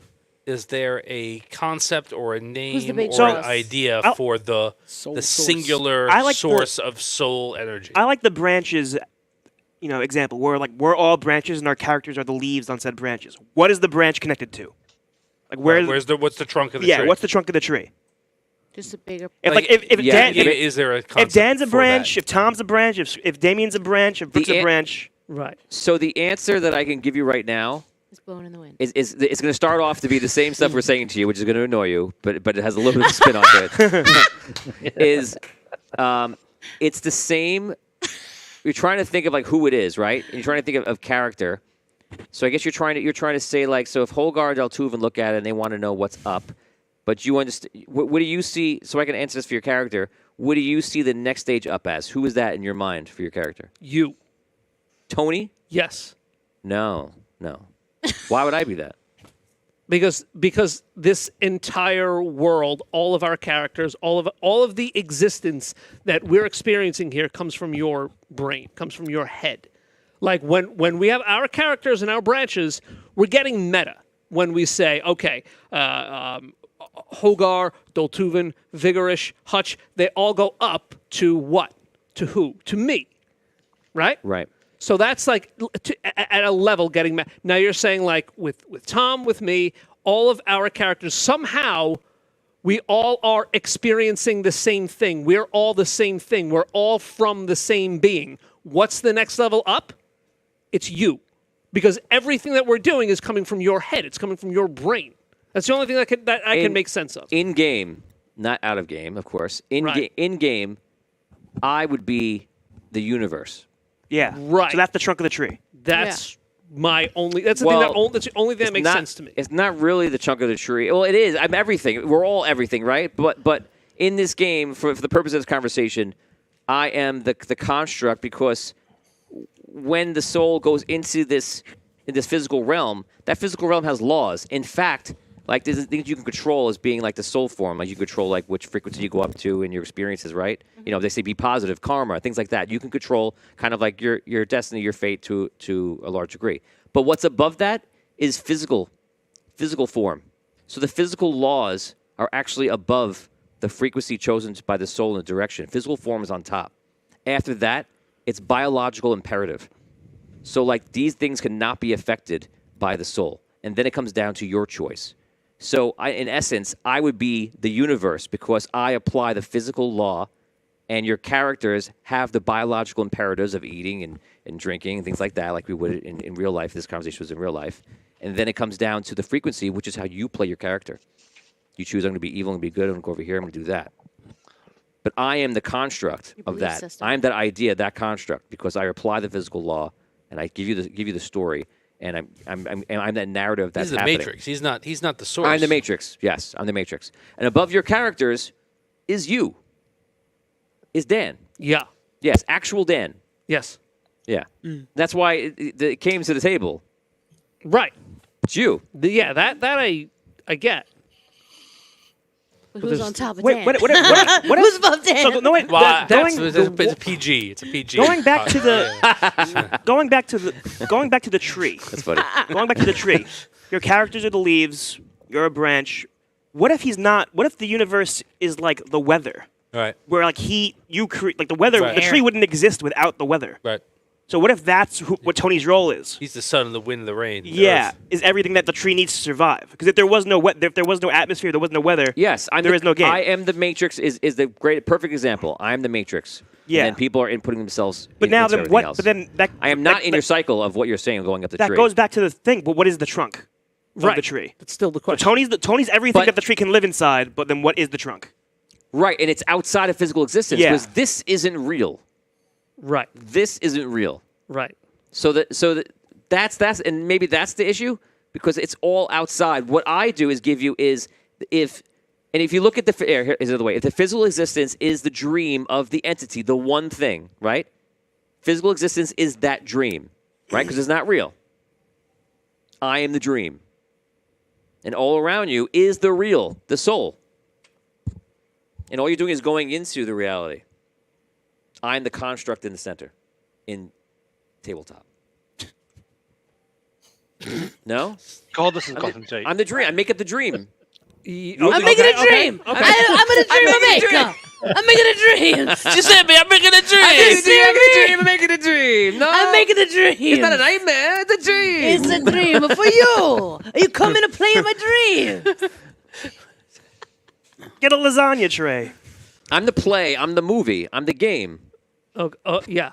But the soul is real, is the actual real. I am not. I'm the fabrication. Yeah. Basically, he's saying the tree is the collective imagination of humanity. The tree is almost like the. It's hard to visualize the tree around, but the tree is the outside, and the physical reality is not real. The physical reality is the dream of the one person. If one person is alone in the darkness by themselves, and they want to imagine, and this person is so mentally capable that they can imagine infinite amounts of things and enjoy the exploration of different things, and that is it. It's one entity, one being imagining different scenarios in different ways and all to a point where they're so mentally powerful, if you could imagine from any sci-fi film, that they're just creating these worlds and ideas and dreams and manifestations and then saying, wow, that was interesting. But it's just one person. It's a kid from St. Elsewhere. Yeah, the end. That's what it is. The snow globe. Yeah, the whole thing is his the whole show, however many seasons. Yes. It's him imagining. Right? That entire pretty reality. much. All those people. Right. Yes. That's it. If you just bring it down to that small idea, one person imagines everything. So yeah. So in the game, would that one person be like the god, I don't know. and then all the So- souls Yeah, I branch would out, think yes. and then the leaves? Does that make corruption that person's death? Does that As mean that like, person is dying, that's what corruption is. corruption is just a form of energy, really. You're like vampiric corruption? So, No. Because it's cutting you off, right, from the person's imagination.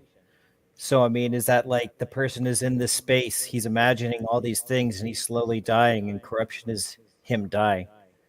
Corruption, I guess, is a diminishment of the dream. In that Yeah, so perspective. he's- Diminishment of that perspective of the dream. There's a That's- person, he's So in the the ability to darkness, he's extend the imagining range, maybe? everything. Yes. The He's ability slowly to- dying, and as he's dying, the corruption is making the world disappear. Yeah. Yeah, you could, The brain now cell we get doesn't into get the renewed. deeper meanings of things, but yeah. Now we get into the deeper meaning of things? No, I mean even deeper. the deeper meanings. We're gonna probe that even deeper. Oh my That's what the god. doctor said. No, We're in the hole right now. You feel any better? You feel any better about it? Not really. Sleep on it. Get Yeah, some rest. sleep on So it. this is an offline thing, Dan. I didn't even- Maybe. Chris I says think get it's some I didn't, rest. there's at this point. there's a it's whole other just- topic I didn't even go into, which was just explode your mind. Okay. So, Dan just not wants gonna to bring it put up. a name. Dan just wants to put a name there so he can go, okay, this is it, and then Yeah, he needs to designate something as something so he can kind of wrap around think about that. But I think you're having trouble. Yeah, right. Yeah. Why Call it do the source, humans man. always want to put names on things? Does the river have a name? Yeah, it's called the Hudson. Yes, Yes, it it does. does. You know?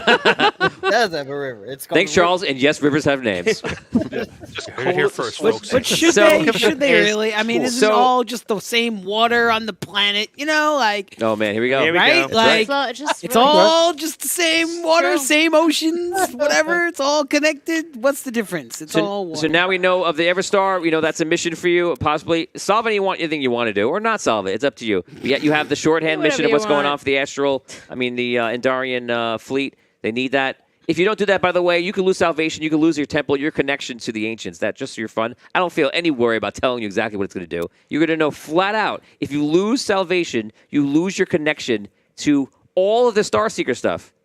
It's gone. okay. If you lose the fuel, that's going to cause that. I mean, that's kind of obvious. If we lose, we're going to lose this. And then Andaria has no real fleet because all their ships go back down. They have nowhere to base themselves. And basically, they're going to be fighting. The dragons will be your first line of It's the defense dragons. at the edge of the atmosphere. And that is a frightening thing to think about. And last but not least, Jock Yeah, what's up with that? is back. He's young. Jock looks young. And he's young. Love Well, it. you know, I love it. He found a So crystal. he gets around. Yeah, Yeah, that we guy. of course have to play season 2 of Spelljammer, Yeah. but Oh my god. you see what happens to him. I'll have to make sure that it works out for him. Did Raphael have anything to do with that? No, No. no. Can No. I ask one question about Yes. the Red Knight? No. You mean no? No. Richard, No. Richard has a question? One question: Did the Red Knight do what he did because of what happened to Zaire? Like, because he was from there originally, and then Dragano went through and just basically destroyed it. Did he then destroy Kairin earlier than what Dragano wanted because of that? This is a great question. I actually am going to answer this partially. If you do you remember what the Red Knight said previously about this kind of stuff? You know where he worked at? Where did he work? He What was worked his night? on the battle station. Right. He was there 9 to 5, only 4 breaks per day, lunch. That's it. Right. 8-hour shift. 8 hour shift. Real tough. He was the 15-minute commander. Commander of that station. That's what he said. Sweating and toiling away for 8 hours. We're slaves here. What's happening? They're making us work 8 hours a day with only 1 lunch break and only 4 15-minute shifts. Stretch our legs. It's terrible. It's the work of slaves. That lunch break's an hour, though. Oh my god. The lunch break's only 50 minutes. It's not even an hour. He was the commander of the Fortress of Zir. Mm-hmm. Sure was. Outpost. The outpost, right? So he also was immortal. And he probably had things in his mind and feelings about the old days. And he had to recover some of his power from making the dragons. Yes. Mm-hmm. That was the tactical move. It's like if he initiates it, he can recover. And he's like, I need to recover. He's playing the long game. Yes. I watched the conversation you had with him when you sat down with him. Oh yeah. Oh, By the way, Liam is sitting here, and Liam's eyes, watch it. He's like this the whole time. Lily's eyes don't ever close. 1 second his eyes close, and they all go right back up. He's just like this. The whole time. It's hilarious. I watch him more than I'm watching him. Listening to you, watching him. It's funny. But he tells you, his strategy is there. Like he just says what I'm doing. I need to wait because he basically tells you right there, I can't do anything else because the now is not important. I want to win the war, and we're going to win the war, and I want this outcome. So, yeah, it looks like I'm just doing nothing here, but no, I have to do this so I can get there. And it does go on. It does go forward, right? Mm-hmm. And then you take the thing, and you say, which is... Chess piece. You take the queen, and then when you move the queen over, that makes him think. Yeah. And then, When you said, "Oh, you don't know how to play chess," I was like, "Did it for a reason." right. But, Well, he says that to you, but then also yeah. he takes your idea, Yeah. and he tries to work it out. Yeah. Yeah. And Yeah, the queen is the reason for the Dragano in the end. dope. Yeah, absolutely. so dope. Absolutely. That was just wonderful. That was just kismet. That's awesome. So that was it. Somebody gave her a rose. Yeah. So Kiss from a rose. that's it. Yes. Okay. His alien came out. Who is I have it? to put it out there. I have to manifest that. Yeah, so Jacques is back in the game. How did he do it? We don't know. We'll find out. That's fun. This was a heavy episode. Yeah. You got all the plot line. I think you have a good idea. There's a lot more going on. You're going to have, by the way, you're going to have the investigation of Bardot. You guys will be involved in that. And actually, here's the great thing about that. You guys already have the questions, which I'm going to give it to you. Like, you know the question, like, why would he do this? Is it wrong? Should we punish him for this? And the great thing is you already have the answer. So I don't have to make up a puzzle. I only have to ask you and let you talk about it because if there is a correct answer, and it's if you just were paying attention, you know enough about everything, you have the answer. And a definitive answer. Not like my perspective. You have a definitive answer in the game. Oh, is that all? We just have to know about everything? Right. Well, I'm not replace everything with the specific facts. I can't say the words. I don't want to say anything to push you in a direction. Right. I feel like he, at one point or another, like pretty clearly elucidated like why he did certain things that he did without us knowing what it was that he did. And remember, yes. And this is for that episode, which may be next episode, but probably the next one. We'll see. There is an exact, real, concrete answer to what to do, whether you come up with that or not, but it exists. And it's not a perspective answer. It is a factual answer. That's why it's going to be a lot of fun because can you guys get there and figure it out? And it's going to be fun. It's going to be a lot of fun. How much can we remember? Right. In a sense, it is memory, but it also, well, it'll be a fun little investigation. So that's ahead of you right now. Are you going to get the astral crystal? No. No. Sure am. We know the answer to that. Sure am. Those are the answers. Those are the answers we know. Yeah, come on. So that's it. Well, hold on, guys. Are the fans helping them get the astral crystal? Then if there is, the odds go up quite a bit. Yeah, they say I'm They cocky, have to. and I say what? They have to be. And they at least go up by 3%. Right. That Exactly. much. That I much was right going to give it 1, but that much. Man. Richard, we might try and throw you into deep space again. We'll see if we can avoid that happening. Right? You can do the old body trick. Just say, oh, here's Richard. Okay, throw Richard into a trap. Okay, it's good. Let's go. that's okay. I don't mind. I've been in space. I know how. This isn't the first time this has happened to me. Yes. I've Exactly. been thrown into Stellar before. Gonna plug the walls with corpses again. Yes, that was a popular Oh my tool. God. Usually, the popular tool is rocks down wells and rocks like that. You guys were just throwing bodies to everything. It was like it might as well have been like in your belt pouch. Let's throw this body into this doorway.